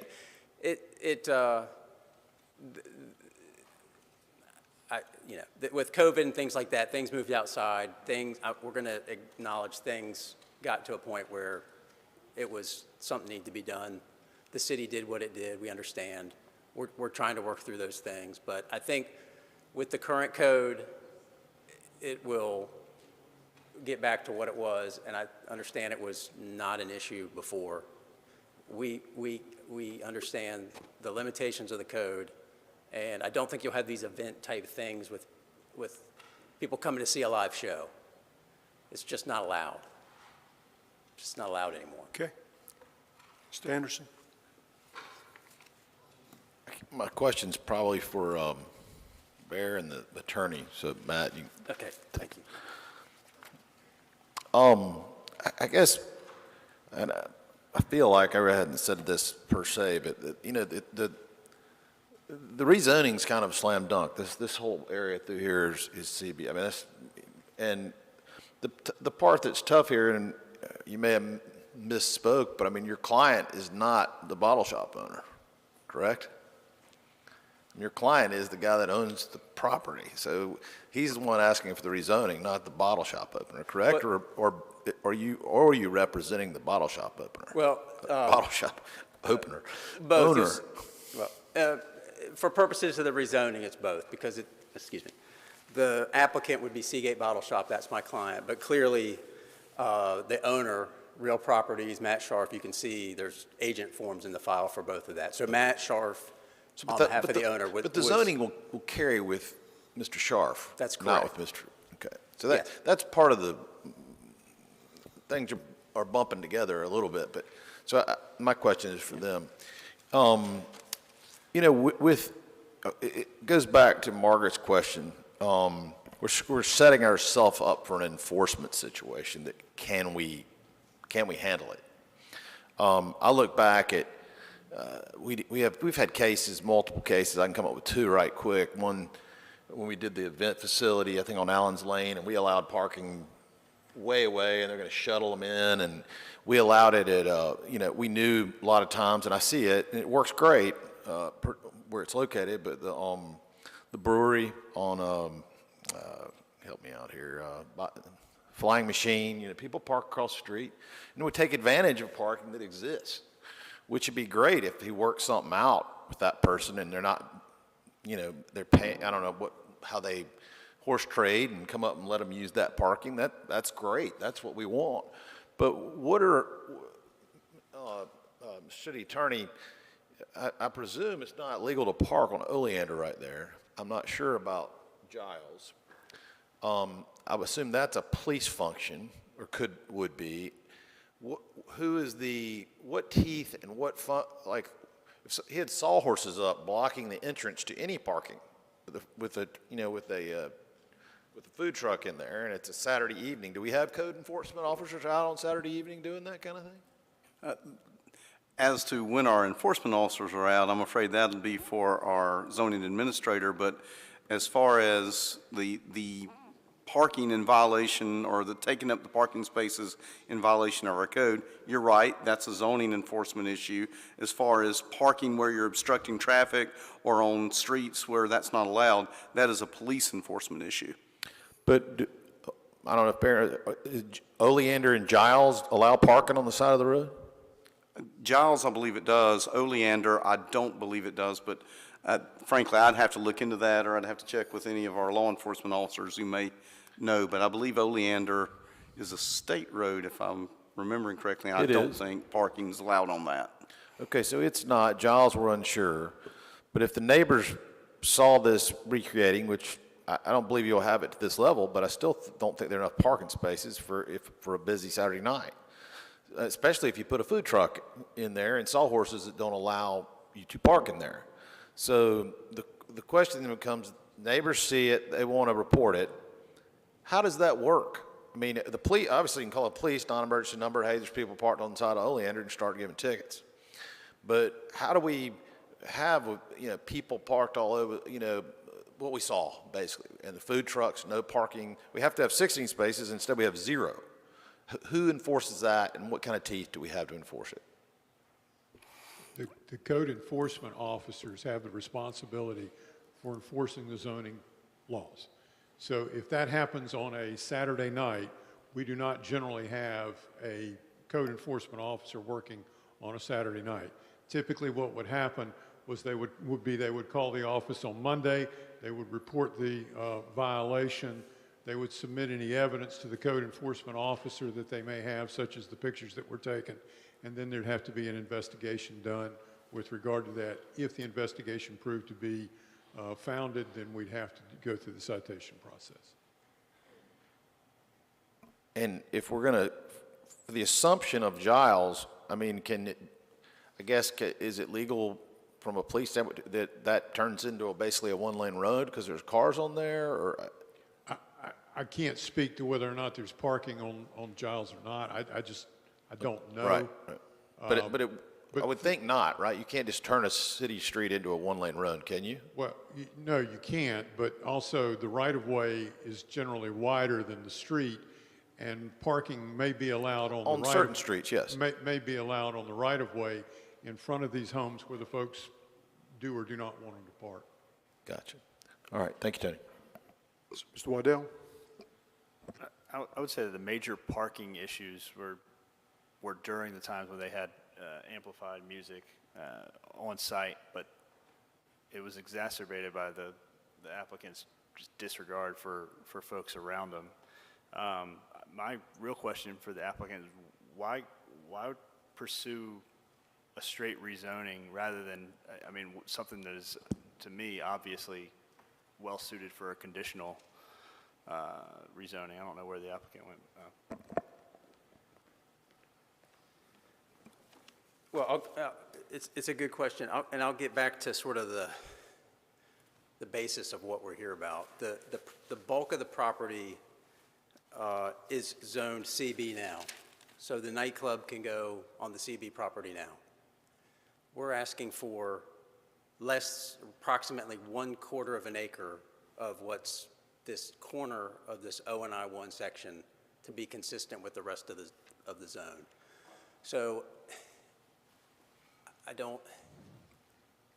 it doesn't really lend itself to putting the property's already zoned for the most part what it's used for, which is CB, which will be the nightclub under the new code. And this was to really just get the zoning consistent. Again, when this sort of came up during the Board of Adjustment case, it just made sense to us to go in and have one zone on the property. So not to interrupt you, but it seems like it would be the ideal one for a conditional rezoning because of all the issues that have arisen with the neighbors.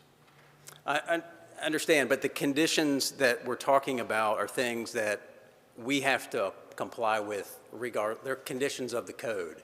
So we have to meet all the conditions of the nightclub. Can't exceed 2,000 square feet. We can't, if we're going to have any amplified music, all of that stuff is built into the new code.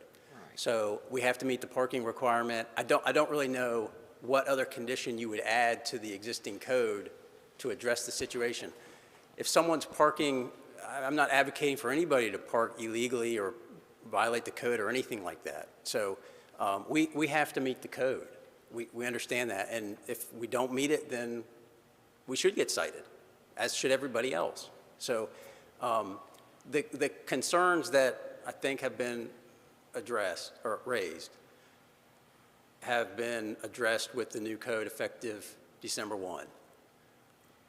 The nightclub conditions, the parking conditions already in the ordinance, all the outdoor seating and entertainment requirements, the code has new sections on that. It's 18.2.10, which is outdoor seating activity areas, and there's hours of operation, there's required buffering, there's mention of sound attenuated walls if you don't have the distancing, there's distancing as to what you can do, and there's a whole section on it in the code with diagrams and examples of how you can do it. So all of those things I think are addressed in the new code. But the applicant wouldn't consider applying with a conditional district. Well, I don't ever want to say no, but I'm not sure what the purpose of that would be on top of what the existing code is.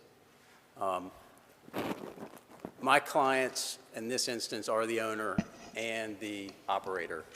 The Seagate Bottle Shop's been there, I think, since 2019, would like to continue to operate there. This was just a way to try to address the concerns.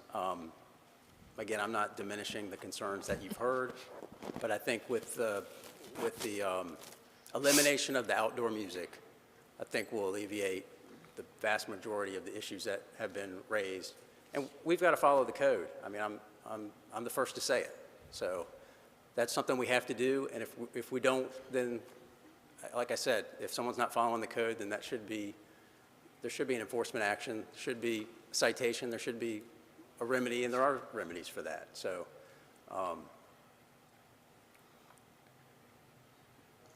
Mayor Pro Tem. Thank you, Mr. Nichols. Thank you. Two quick things. I think it would be helpful if we put back up the slide that's blue with the code, and I don't know whether that was from you or staff. I think that was from the staff. That was a staff. So could we put that particular slide back up? Because I think that has all of the parameters that we would have in a conditional rezoning.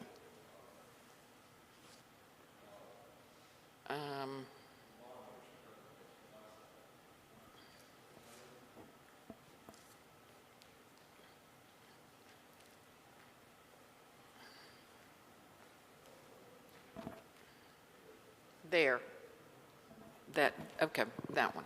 So that addresses really the things we would put in a conditional rezoning. So on that particular thing, I have to agree with Mr. Nichols that I don't see a great advantage to trying to change now to conditional. So I think, we ought to take time to reread that. I do want to, and this is perhaps a bit unusual, but I would like to ask Mr. Bailey or Mr. Bland, was there an issue with parking and anything else when it was operating as a bottle shop? Do you mind coming up and addressing that?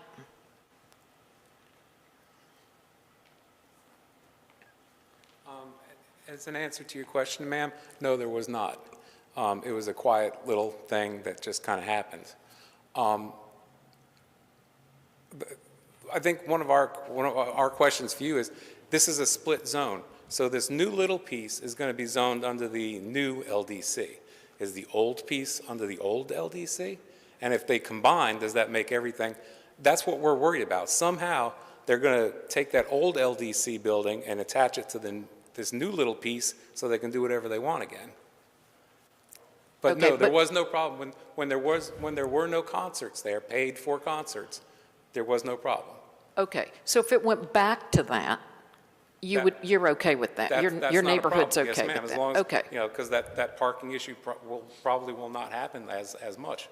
Okay, great. I appreciate that very much. Yes, ma'am. Could we now have staff come back and address what Mr. Bailey just brought up about the two different ones, the two spaces, and how it falls in the code? Sure. So both of those properties, or those split zones, are under new code. There are no CD previously 2 years ago sort of rezoning. So, but the law, the code on the books today, AKA the new code, would apply to any uses or prerequisites that are out there on site. So it would basically be one lot under one code and one set of circumstances. That's correct. For the entire property. Under new code, yes, ma'am. And it would all be under the new code with that list of parameters? Yes, the nightclub uses that are there currently. Okay, thank you very much. Mr. Anderson. Mr. Nichols, I just am curious if you're aware of any arrangements with there's quite a bit of parking, especially in the evenings, right across Giles. Have there been any arrangements in the past, or to your knowledge, to allow for it? I do not know. I don't know the answer to that question. Okay, thank you. All right. Are there any other questions from council? Madam Clerk, have you received any commentary for the record? Okay. Okay, I'm going to close the public hearing and ask for the wishes of council. Mr. Mayor? Yes, sir. If I can interrupt just before council goes into its deliberations, I just wanted to point out to council, I know that the packets come out on Thursday and they're often quite thick. Attachment 6 does go through the uses that are permitted in CB that are not NOI, basically what uses are allowed. And I know that council often always considers that in these straight rezonings. I just wanted to point out that you had that right there at your fingertips so you can consider the uses as the primary consideration for council. Okay. All right. We have a motion to approve by Councilmember Barnett, second by Councilmember Anderson. Mr. Barnett, will you please read the consistent statement for the record? Yes, I will. I move to approve the proposed amendment to rezone property located at 6005 Oleander Drive from O&I Office and Institutional District to CB Community Business District and to find it to be consistent with the relevant policies in the comprehensive plan. Based on the application materials and the information provided at the public hearing and in the staff report, and to find approval of the rezoning request is reasonable and in the public interest for the following reasons. The proposed rezoning would result in a consistent zoning classification across the site and allow future development that is consistent and compatible with the existing development pattern in the area. Okay. All right, Mr. Rivenberg, did you have a comment? Could I get someone at staff to tell me what constitutes a nightclub and what constitutes a bar? Are they one and the same, or is that two different designations?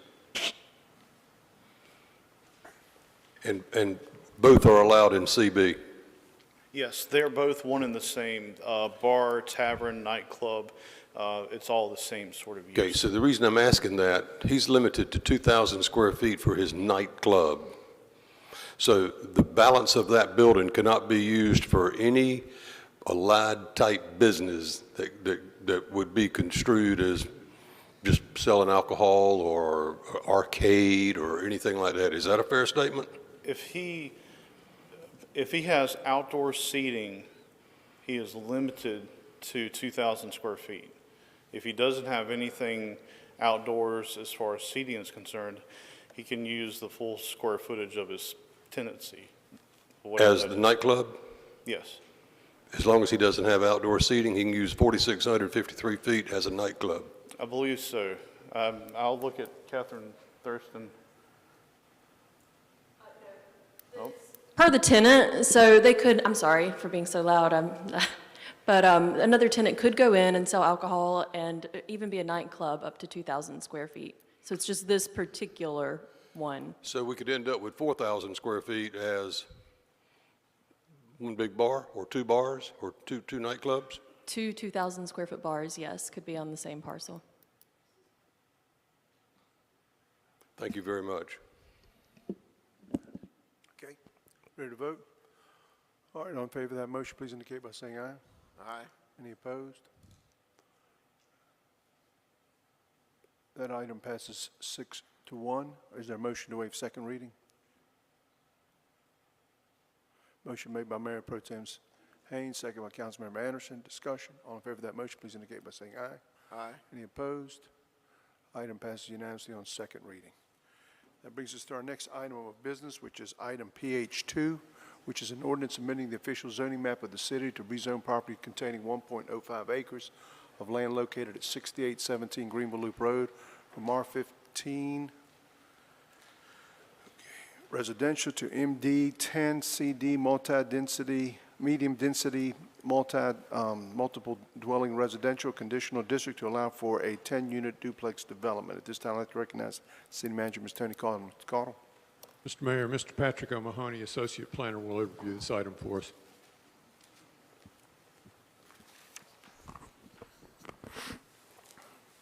Good evening, Mayor, members of council. This site is located on the west side of Greenville Loop Road and contains approximately 1.05 acres and it currently contains a single dwelling residence. This map shows the general vicinity surrounding the request.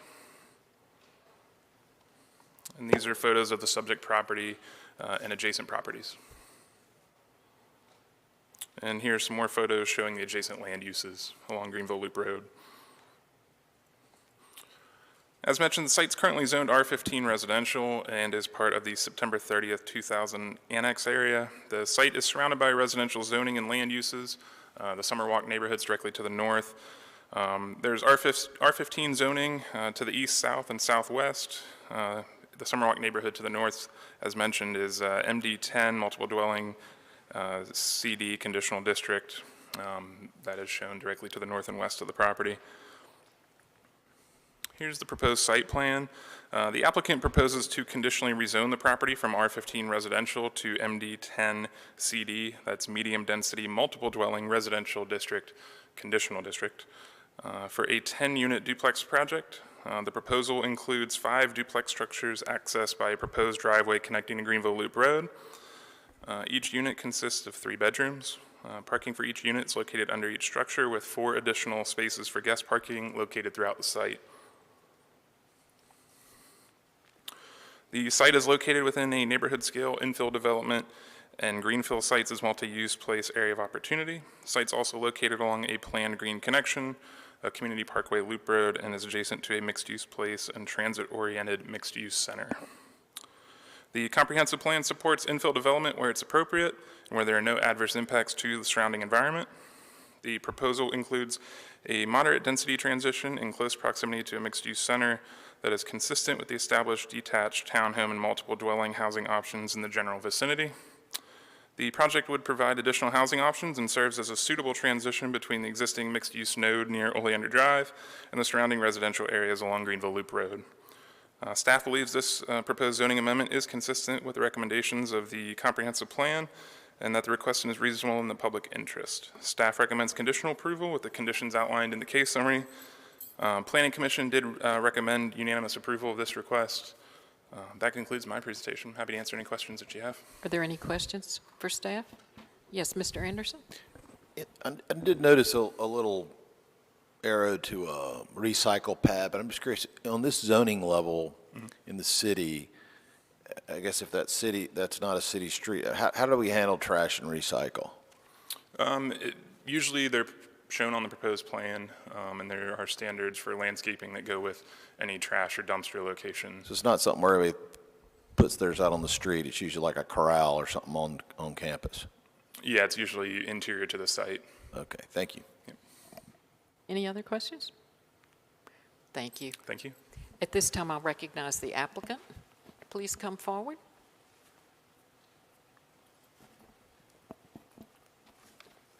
Thank you, Mayor Pro Tem and members of council. I am Brian Fleer. I represent Greenville Loop Ventures, LLC. Here today also Josh Mahaly with Mahaly Land Design and Mark Hargrove with Port City Engineering, if you have any specific questions about design and or the engineering. This plan, I would just like to say generally, as a conditional zoning request, I believe is a poster child for the new UDO. We pay sharp attention to not only the comp plan element that Mr. O'Mahony pointed out, but also the features of the new UDO that allow us to be able to create what we think is appropriate residential design and scale, very much like the Summerwalk, if you will. This lot, the house on the lot, if you've seen it, which will be removed, was built in the 50s. Obviously, there's been a lot of change over that time frame. From Summerwalk to the Buck Bailey Drive, there's over 23 lots that front this residential lot. So we feel the scale and the density is appropriate. Sometimes you get fortunate when you find a lot, in this case infill. There is stormwater infrastructure in Greenville Loop.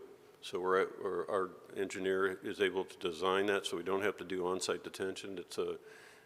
It'll be a drop inlet structure. Two, we paid a lot of attention to neighborhood. We obviously had our community meeting that's required, but we had on-site visits with the neighbors. 2 primary issues came up. One was privacy and buffer. We're providing both a buffer, fence, and appropriate landscaping on both the Summerwalk side and on the Bailey Buck side. We're only required to do it on the Bailey Buck side because it's R15, or it'll be MD10 to R15. On the Summerwalk side, we're still doing it because we felt the neighbors had a legitimate concern about light trespass and privacy and security. Also, there was some concern about the mature trees. Fortunately, most of those are on either the Bailey Buck residential side on those private parcels, or they're on the Summerwalk side in the property. So there's also historic ditch lines that we will be cleaning and being able to help facilitate some of the historic drainage flow. We had a good discussion with the neighborhood, and thus we were able to make some compatible changes to design into the final footprint. Those were the major issues that we confronted. I'd be glad to address or answer any questions council may have at this time regarding this particular project. Thank you, sir. Are there any questions for the applicant? The question I asked, where do you plan to, I didn't see a whole lot on the site about trash enclosures? Trash and recycle. That's a great question. And we did have that question come up from the neighborhood. We generally on these, you have they're pulled to the curb during whenever the garbage comes out, either recycling or when in the event of when the trash trucks come through. We have an enclosure that you're required to take them and put them back, and that'll be a component of the HOA. So they'll be screened if that helps. It's private. It's picked up privately. Yes, sir. Okay. Are there any other questions for the applicant? Thank you, sir. Thank you. At this time, I'll open the public hearing and ask if there's anyone in the public that would like to come and speak in favor or in opposition of this request. Is there anybody that would like to come forward?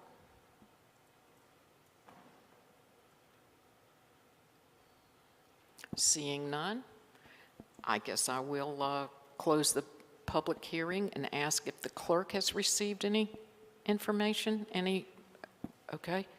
Thank you. She has not. She indicates that she has not received any comments about that. So at this time, I'll ask what is the pleasure of council. We have a motion by Mr. Rivenbark and a second by Mr. Anderson, and Mr. Rivenbark will read the consistency statement.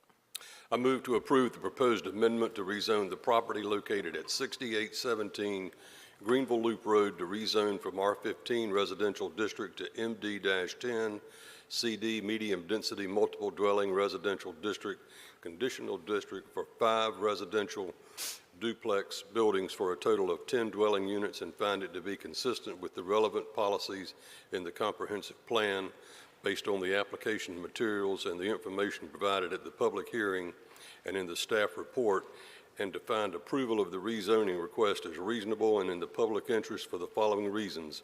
The proposed rezoning would provide additional housing options and serve as a suitable transition between the existing mixed-use node and the surrounding residential areas. And my English teacher in high school would have called that a run-on sentence. Thank you, Mr. Rivenbark. All those in favor signify by saying aye. Aye. And I believe that passes unanimously. Is there a motion to waive second reading? There's a motion by Mr. Anderson, second by Mr. Waddell. All in favor signify by saying aye. Aye. Aye, and that also passes on second reading. Thank you. Thank you. Brings us to the next item of business, which is item PH3, which is an ordinance amending the official zoning map of the city to rezone property containing 0.25 acres of land located at 617 South 9th Street from R5 residential to R3 CD residential conditional district. To allow for 2 single-family dwelling lots containing 2 single dwelling homes and 2 accessory dwelling units. I have to, this thing continues to drop down, Dylan, for whatever reason. So I'd like to recognize the city manager, Mr. Caudle. Mr. Caudle. Thank you, Mr. Mayor. Mr. O'Mahony will also overview this item for us.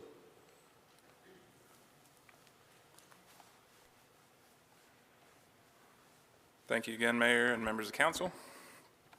This site is located along the east side of South 9th Street and contains approximately 1/4 acre and is currently vacant.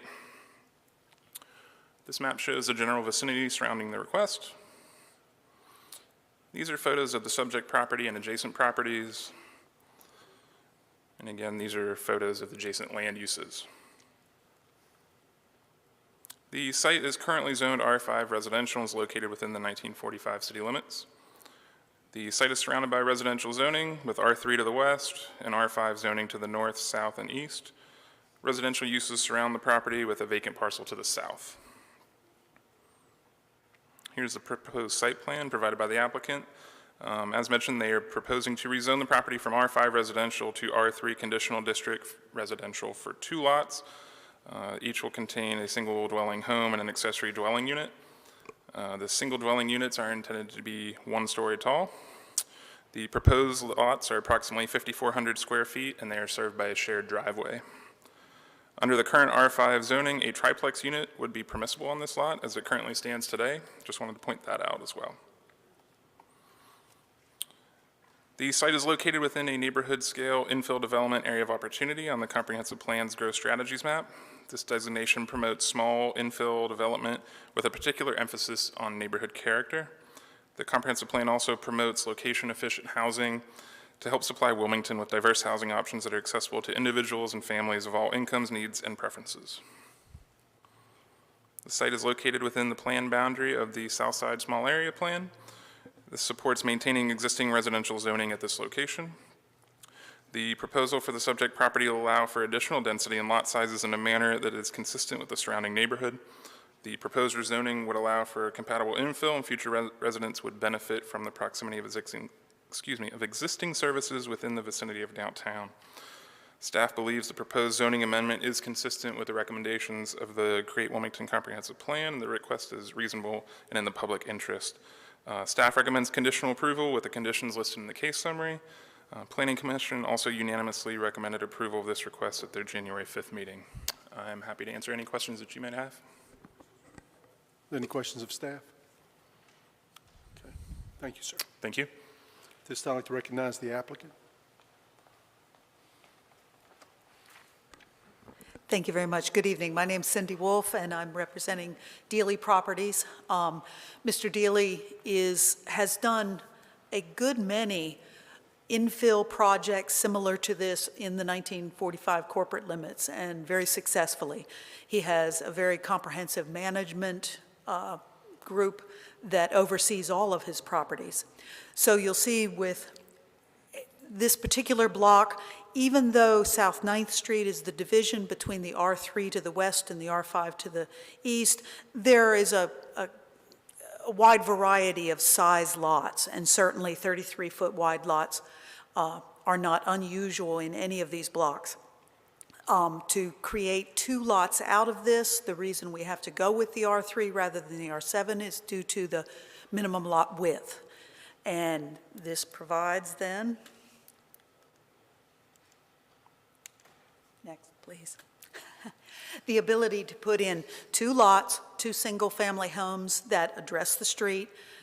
We have room for parking behind them, so it's not obliterating the front. It addresses exactly the type of infill that we're looking for. And it does give us the opportunity, even though both these lots are still over 5,000 square feet, as far as the R5, they would be 33 feet wide and would allow the 2 accessory dwelling units.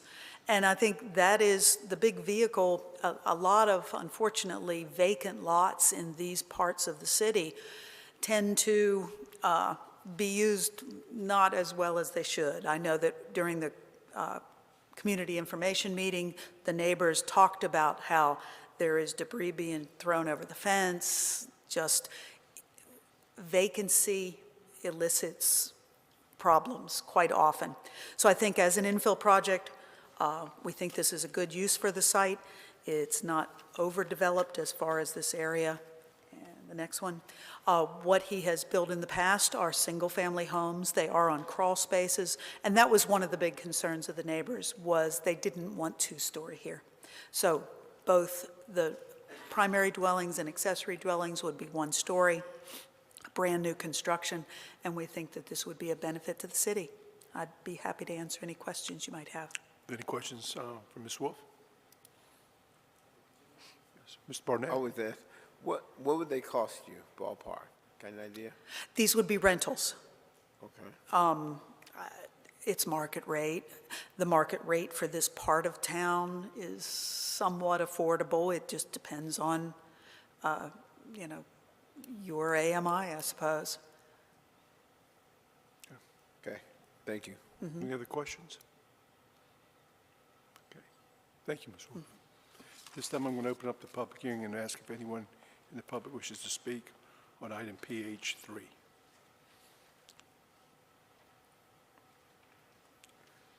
Seeing none, Madam Clerk, have you received any additional comments?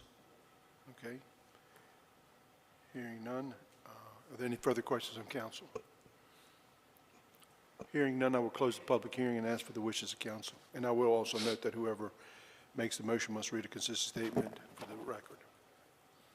Okay, we have a motion made by Mayor Pro Tem Haynes, second by Councilmember Waddell. Discussion. I'm sorry, Madam. I move to approve the proposed amendment to rezone the property located at 617 South 9th Street to rezone from R5 Residential District to R3 Residential Conditional District for 2 residential lots and find it to be consistent with the relevant policies in the comprehensive plan based on the application materials and the information provided at the public hearing and in the staff report, and to find approval of the rezoning request is reasonable and in the public interest for the following reasons. The proposed rezoning would allow additional housing that is consistent with the existing development pattern in the area. All in favor of that motion, please indicate by saying aye. Aye. Any opposed? Item passes unanimously on first reading. Is there a motion to waive second reading? Motion made by Councilmember Waddell, second by Councilmember Anderson. Discussion. All in favor of that motion, please indicate by saying aye. Aye. Any opposed? That item passes unanimously on first as well as second reading. That brings us to our next item of business, which is item 01, which is our ordinances, which is an ordinance making supplemental appropriations in the amount of $575 to the Special Purpose Fund for the River to Sea Bikeway Ride and River to Sea Bikeway Maps. At this time, I'd like to recognize our City Manager, Mr. Caudill. Mr. Caudill. Thank you, Mr. Mayor. Mr. Nick Cannon, MPO Associate Panel, will review this item. Good evening, Mayor and members of Council. There are costs associated with organizing the annual River to Sea Bike Ride, specifically the cost for event insurance and porta potties to rent for participants. To offset those costs, T-shirts are sold and there is a day of registration fee. This ordinance before you tonight is to allocate the $575 that was made from the sale of those T-shirts and the registration fee into the Special Purpose Fund for the River to Sea Bike Ride. Okay. Any questions, staff? Okay. Thank you, sir. Thank you. Okay. What are the wishes of council? We have a motion to approve by Councilmember Rivenbark, second by Councilmember Spears. Discussion. All in favor of that motion, please indicate by saying aye. Aye. Any opposed? That item passes unanimously on first reading. Is there a motion to waive second reading? Motion made by Councilmember Spears, second by Councilmember Barnett. Discussion. All in favor of that motion, please indicate by saying aye. Any opposed? That item passes unanimously on first as well as second reading. That brings us to our resolutions. Item R1 is a resolution authorizing the city manager to apply for a staffing for adequate fire and emergency response, better known as SAFER grant, in the amount of $2,120,868. At this time, I'd like to recognize our city manager, Mr. Tony Caudill. Mr. Caudill. Mr. Mayor, Mr. Tom Robinson, our Assistant Fire Chief, will overview this item for us.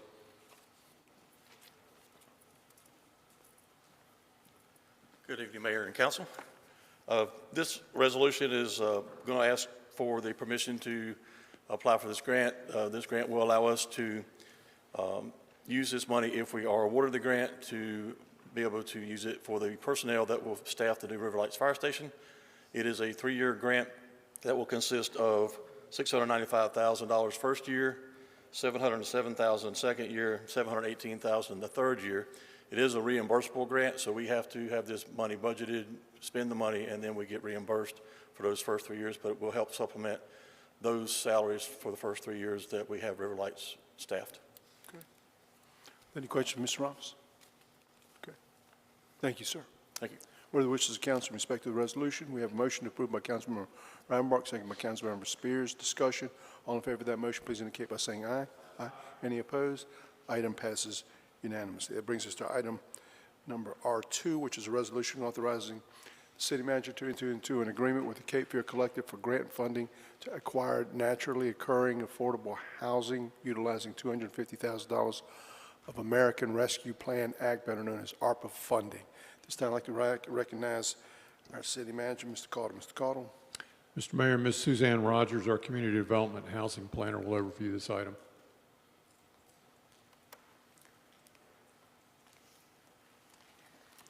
Thank you, Mr. Caudle. Mayor, members of council. As stated, you have a resolution authorizing American Rescue Plan funding, $250,000 for Cape Fear Collective, which they will acquire residential property for use as a rental property, a 20-year affordability period, and the property would be made available to eligible households under 80% of the area median income at an affordable rent using the HUD home rent limits. Ms. Robinmore? Is this, did this request, was this amount their request, or is this what we tossed out there on the table for them? This was part of the planning committee for the ARPA funds. So I believe that others here may be able to shed more light on that. My understanding is that plan came together through that committee's consultation with various members of the community, including Cape Fear Collective. I was just wondering if they had asked for 500,000 and we're doing 250. That was important to my question. Thank you. Okay. Mayor Pro Tem? Suzanne, I got a call today to ask about this and worked with Mr. Moten on staff, and I think we probably just need to clarify because they are going to use this money, as I understand it, and I certainly stand to be corrected. They're going to buy houses that they already own. They're going to buy out 2 houses in their existing portfolio or something like that. And that they are going to forego the return on investment for their original investors. So no private entity is making money off of this contribution of the taxpayers' money, as I get it. And that it's gonna be 20 years, and that'll be monitored like you monitor all these other programs, like the HOP program and other things, that will continue to be monitored. I mean, I think those things are just reassuring to the public. Yes, ma'am. Yes, Mrs. Haynes. That is correct. That is our discussions with them and our understanding. When the contract is drawn up, it will, and Cape Fear Collective is amenable to this, there will be no return on investment, no payment to investors. They will purchase these out of a portfolio that they are involved in and set these identified properties aside for rental. They may be rented directly to tenants, or they may be leased to a nonprofit who would then use them for some sort of eligible housing. And they have precedent of doing that with Good Shepherd and others. But it would be 3 unique identified properties, hopefully within a qualified census tract. And yes, they would, in the contract, we would require a 20-year affordability period, which we do monitor. Typically, the city uses a lien that would be recorded with the Register of Deeds for the affordability, even though the funds would be a grant, not requiring any repayment to the city. I hope that's right. Clarifying. Thank you very much. Okay. Ms. Spears? Suzanne, correct me if I'm wrong, but didn't Mr. Bryan say yesterday that this money would be like an investment? Like he would take it, kind of like you take your money and put into stock and it reciprocates? Did I misunderstand that yesterday? Well, I certainly can't speak for. Well, but did you hear that? Is that what you heard? My understanding for these 2 or 3 units that will be purchased with the ARPA money is that they will be pulled out of that portfolio, and they will not. Portfolio, out of the portfolio of the 70 properties, right? They're about 70. And these properties will not pay any return to investors because that is not the purpose of these funds or this grant. Okay. But Patrick, is that you keep throwing me off with that mask, man. Yeah. Can't he speak, Mr. Mayor? I want to overstep my boundaries. Council's asking for specific evidence or information specific to that, so I'm going to allow him to speak. Yeah, so what we're going to do basically is we have properties that we purchased with investment capital. Oh, I'm sorry. We have properties that we purchased with investment capital. What we're going to do is identify those properties. We're going to show the city, here's exactly what we paid for those properties at cost, and then we're going to basically buy them out of the portfolio. So there won't be any, mind you, we're using investment capital to purchase the properties in the first place, but we're not paying any interest or ROI to the investors. We're just doing at cost. So if we buy a house for $100,000 as part of the previous investments, we're going to use the city money to buy it out at $100,000. And so that's what we'll be doing. Okay. Speak to that. Yes. Then does that allow you a longer leash somewhere else? I mean, to buy something else, or is it kind of, because you didn't get a return, your money's not tied up anymore. Does it allow you to add more stock? Yes, sir. What we're going to do is basically take the $250 we clear on the investor side and recycle it and go out and purchase additional affordable housing units. So we hope that the city gets kind of a 3 or 4x multiple for your investment in us, your grant in us. So you're basically just leveraging the equity in the houses that you're buying out? Correct, at cost. Thank you, sir. Thank you. Appreciate it. Are there any other questions? Hearing none, what are the wishes of council in respect to the resolution? We have a motion approved by Councilmember Barnett, second by Councilmember Spears. Discussion. All in favor of that motion, please indicate by saying aye.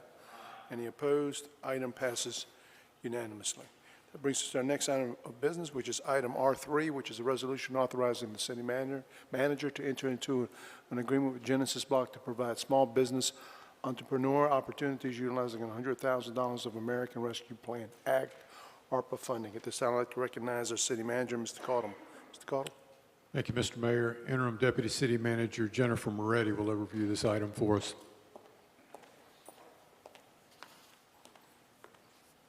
Good evening, Mayor and Council members. The item before you is a resolution for your consideration authorizing the city manager to enter into an agreement with Genesis Block to supply small business entrepreneurial opportunities utilizing $100,000 of the American Rescue Plan Act funding. City staff provided a recommended spending plan to City Council that responds to many needs of the community recovering from the pandemic and aids in the economic recovery efforts and fiscal stability. One of the areas of funding were for small business entrepreneurial assistance. Genesis Block plans to utilize these funds to expand their offerings to serve additional Wilmington-based businesses and entrepreneurs. To accomplish this expanded service, Genesis Block is requesting funding to hire an education coordinator, provide tuition support for underserved entrepreneurs to receive training, as well as increase marketing to these same individuals. And the Newkirks are here this evening to speak on this program if you have any questions for them or any questions for me. Thank you. Are there any questions of staff? Yeah. Newkirks, I'm sorry. Would you like to hear from the Newkirks? Newkirks are here. Thank you.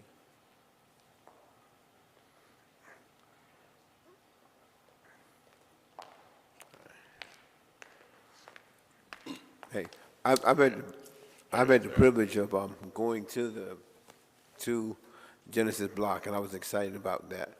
But my question is, where are the gaps that you are seeing in supporting entrepreneurship as it relates to the capacity that traditionally we find? Like, what are the gaps? What are we missing? If we give you this amount, are we really making a big impact, or what are we missing? Yes, sir, Councilman Barnett. That's a great question. And just to provide context, the biggest gap that we're seeing is what we call at the top of funnel for entrepreneurs. These are early stage entrepreneurs that are at the very beginning of their entrepreneurial journey. We have two specific programs to support that, our Basics of Business program and our Jumpstart Academy. As you know, we've seen record increases in new businesses formed, not only here in New Hanover County and Wilmington area, but also nationally and also at state level. So our biggest concern right now, the biggest gap, is touching those early stage entrepreneurs that may be leaving the workforce. We've all heard about the Great Resignation. We're having a ton of people that are coming in that have high skills, but they don't have the business skills to assign with whatever technical skills that they may have had in their professional careers. So really speaking specifically to your question, the biggest gap right now is at the early stage entrepreneur, more specifically those that are transitioning from prior careers and those that use this COVID opportunity to really take that big leap into doing something independently, and they need the support at the early stages in order to improve their success rates. So those are where the biggest gaps are. And what's the difference between your program and what they do at UNCW? Okay, well, ours is UNCW CIE. First of all, just to provide context, 78% of our companies are women-owned, 68% are African-American-owned. So the idea of going to UNCW CIE, to some of them, it may not seem like a big deal to us, but if you're coming from this side of town, that might be obtrusive. The biggest difference in our service model is we have 4 components. We provide not only entrepreneurship training, which with our 4 programs, we also have a co-working space. We provide direct mentorship, and we focus on 3 primary things that we believe drive small business. That's knowledge and skills training, access to market, and then capital access. So we have a standard formula, which we just reported our numbers this year. So we had 32 companies that we serviced last year. They generated $15.9 million totally in economic activity, $2.9 million in revenue, $13 million in real estate transactions. So that's an increase in $1 million in sales revenue and an increase in $6 million in real estate transactions. Our model is really driven by results, revenue, employees, and expanding operations. Our goal is to take companies within 3 years to $500,000 in revenue, 2 to 4 employees, and have a very consistent, specific plan to expand their operations. So our models and our metrics are driven a lot more on outcomes, specifically as it relates to the entrepreneur, small business owner, generating economic activity, and also increasing their employee base. So our traction model, if you will, our framework for how we support entrepreneurs, ours is a lot more outcome driven. Thank you. Councilmember Spears? Simple question. The salary of this position that you're asking for? Well, it's going to be kind of 3 components. The educational coordinator, if we're looking at markets, probably between $45,000, $65,000 a year. The next component, which is most important for us, as we talked about earlier, is our Entrepreneur Academy. We really need to expand that to offer virtually. We're having a lot of hybrid environments that people want to participate in, obviously, with everything that's happening. Now we have that one physical location, so it limits us, and it's only myself and my lovely wife. We're projecting out to service 110 companies this year with her and I, with no virtual component. So it's dire to the sustainability of the traction that we built, that we get more capacity. And then the other component of that is going to be the marketing. We partner a lot with local media institutions and local media agencies, but that we like to lower the barriers for access to get our companies to get their product or service to the market. And what's critical to that is the marketing. It's like Councilman Barnett, he's been to several of our sessions, it's getting them in front of potential customers, because then when they go toward capital, they have a product or service that's sustainable. So again, Councilman Spears, just specifically to your question, that role for us allows us to have a lot more administrative capacity, more technical capacity, and just to be able to service more entrepreneurs and provide the mentorship and leadership. Thank you. Pro Tem? Thank you for being here. A number of us have been by your operation and pretty impressed with it today. Earlier, you sent us your numbers, which you just told us some of them, and they are very impressive. And I wish we had a slide, but I would ask that you submit that specifically to the clerk so it could be read into the meeting this evening, so it would be on record, because I thought it was very, very positive. Yes, ma'am, we will do. Thank you, sir. Yes, sir, thank you. Thank you. Okay, any other questions? Okay. We have a motion approved by Councilmember Barnett, second by Councilmember Waddell. Discussion. All in favor of that motion, please indicate by saying aye. Any opposed? Item passes unanimously. Our next item of business, which is item R4, which is a resolution authorizing $35,000 investment by the City of Wilmington in support of the 2022 Azalea Festival events. At this time, I'd like to recognize our City Manager, Mr. Tony Cottle. Mr. Cottle. Thank you, Mr. Mayor.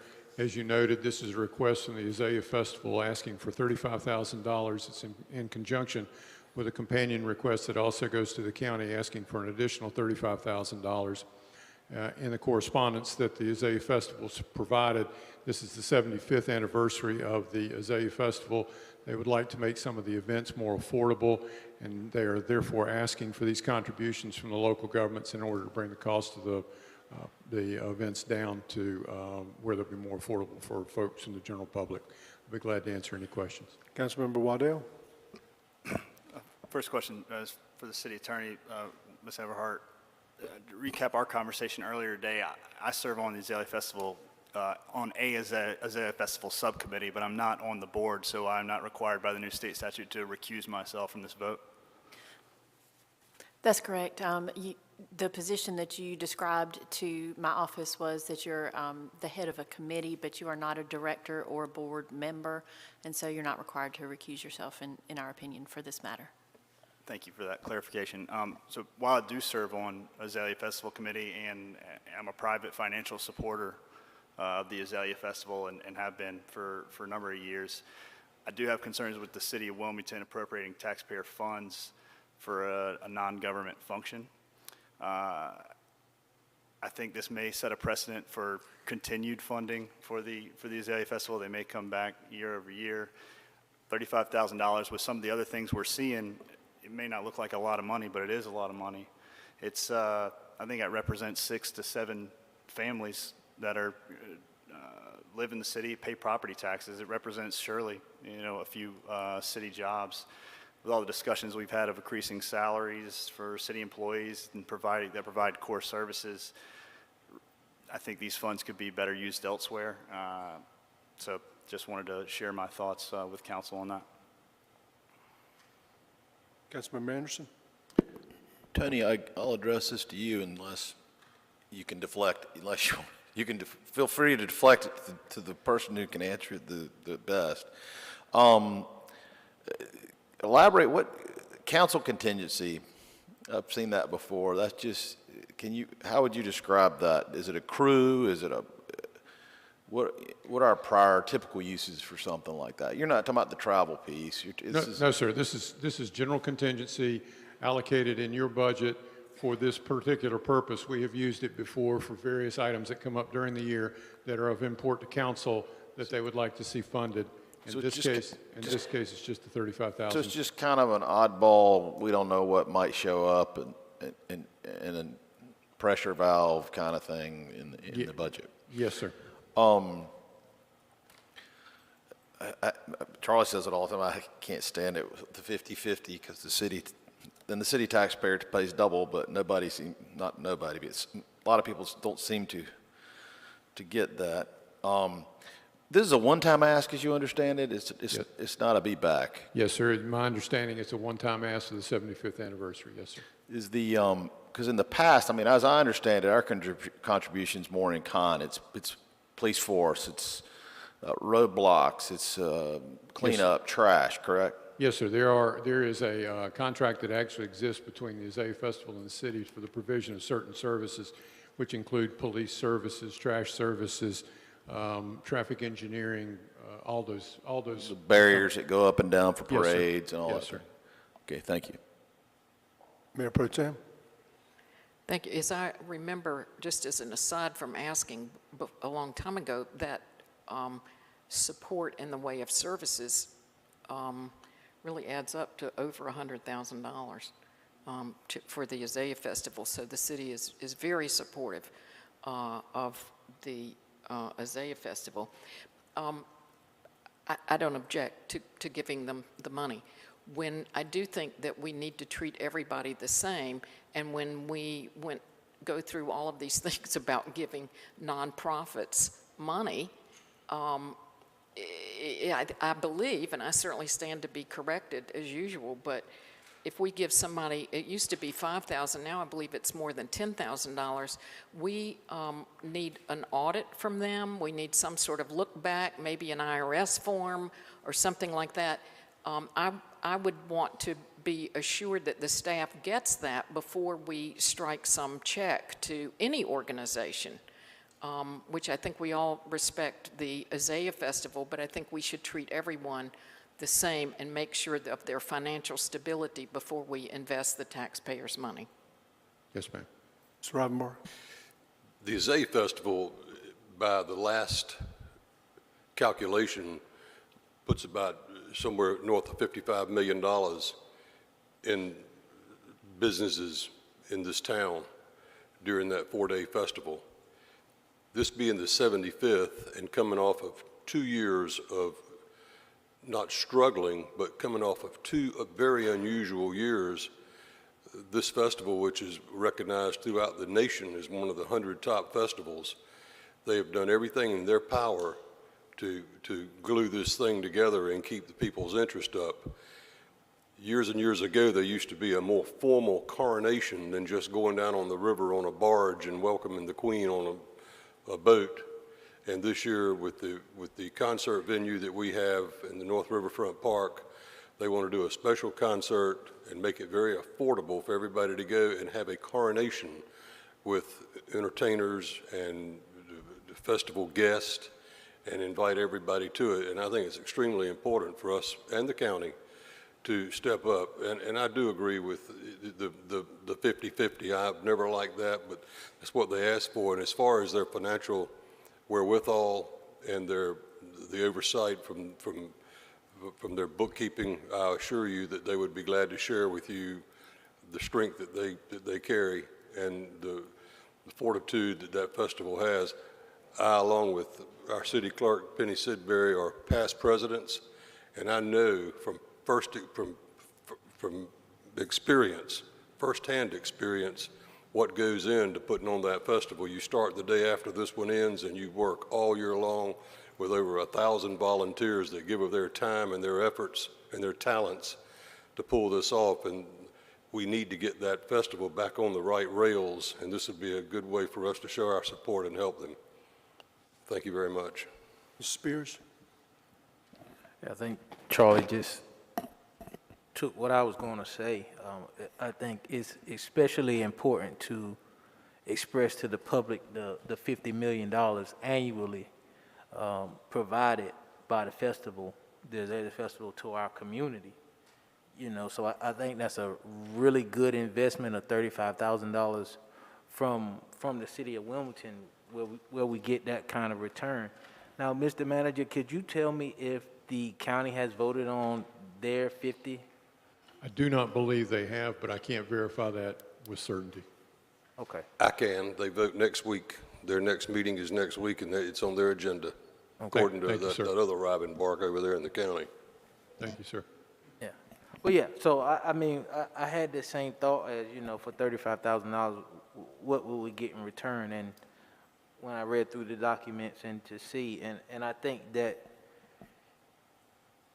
the number of $50 million was what, 10 years old or something like that? It was so it's probably it's going to go up. The fact that they were trying to make the tickets reasonable, also the fact that you know, Charlie said they're going to make the coronation more official this year. I think it's a wise investment. And it's something that we could easily do and really get a huge return on our investment for this year. People have been in their homes for 2 years. You know what? So I think it's a good investment. I just want to put that out there, not really a question. Just want to express that. Thank you. All right, ready to vote? Okay, we have a second to that. We have a motion made by Councilmember Spears, second by Councilmember Ravenbart. All in favor of that motion, please indicate by saying aye. Any opposed? That item passes 5-2. This concludes the regular agenda. Are there any items to be brought forward by our city manager? No, sir. The city attorney? Madam Clerk? Mr. Waddell? Mr. Barnett? Yeah, I was extremely saddened to hear the young black lady who won Miss North Carolina and also won Miss USA on Sunday jumps out of a 29-story building in New York City committing suicide.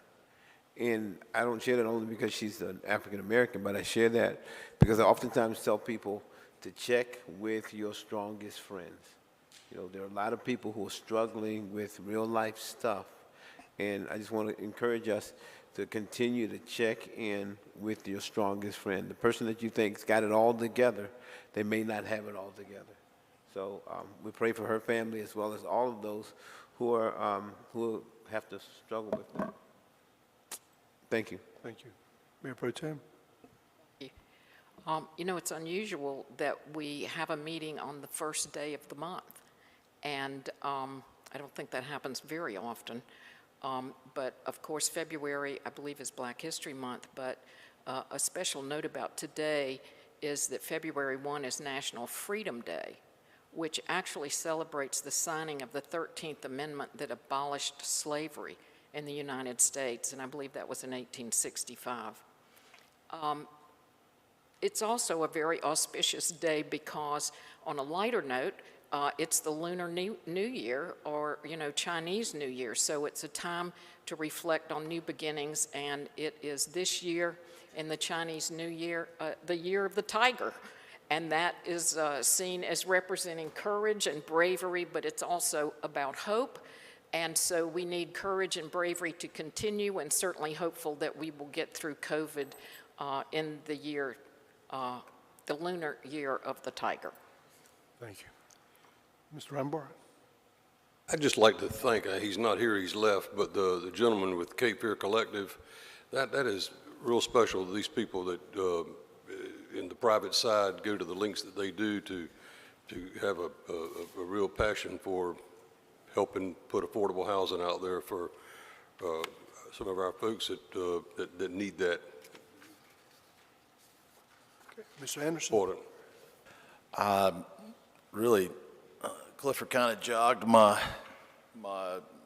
brain, and I've had the amount of suicide in our community.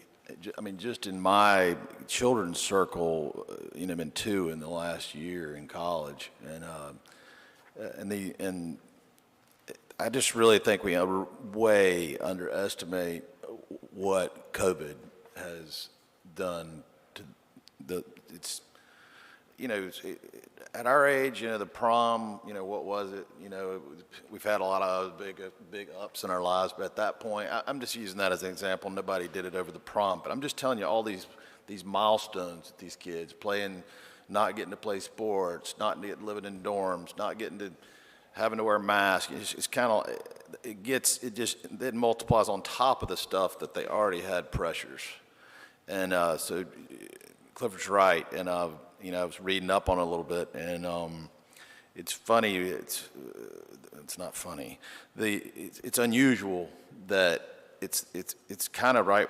They see it. People see it as an outlet, and when you check on them, be careful, because if they were down and all of a sudden they're up, they found that to be that's the solution. So just stay close to people you care about, and offer to listen, and these young folks are really I mean, we all have, but at that time in life, you put more weight on some things than you should. But I don't have the solution. Just love everybody that you stay in touch and care for people you love. Thank you. Mr. Spears? Yes, sir. Don't want to steal the thunder of Chief Donnie Williams, but I will mention this. There was another murder in our community this week. Not this week. Well, last week. it's sad, just sad. Always, just always the same sentiment. You know, every time we feel like we get to a better place, something happens. Or if it's too quiet for too long, we get fearful. You know, we're afraid to say, you know, things are improving because, you know, the other shoe always drops. I don't know what we can do in this community to impact the lives of people. We are in the leadership positions, and there are other leaders in our community, some who don't wear suits, some who don't report to an office, but they are equally as important as we try to find a remedy to change the lives of people in our community, you know, to try to strengthen a sense of humanity in our community. Violence is not the answer for whatever reason. And a lot of times we don't know the reasons. As John Q. Public or Jane Q. Public, we don't often know the reasons behind what takes place. And you know, we get it secondhand. Just wanted to put that out there. And also wanted to say that, you know, today is February 1st, Black History Month, but the trial period for 2022 is over. First day of February. So you got to buy the subscription. We're all the way in 2022 now. If you don't want to buy the subscription, the free trial period, you can go back to 2021.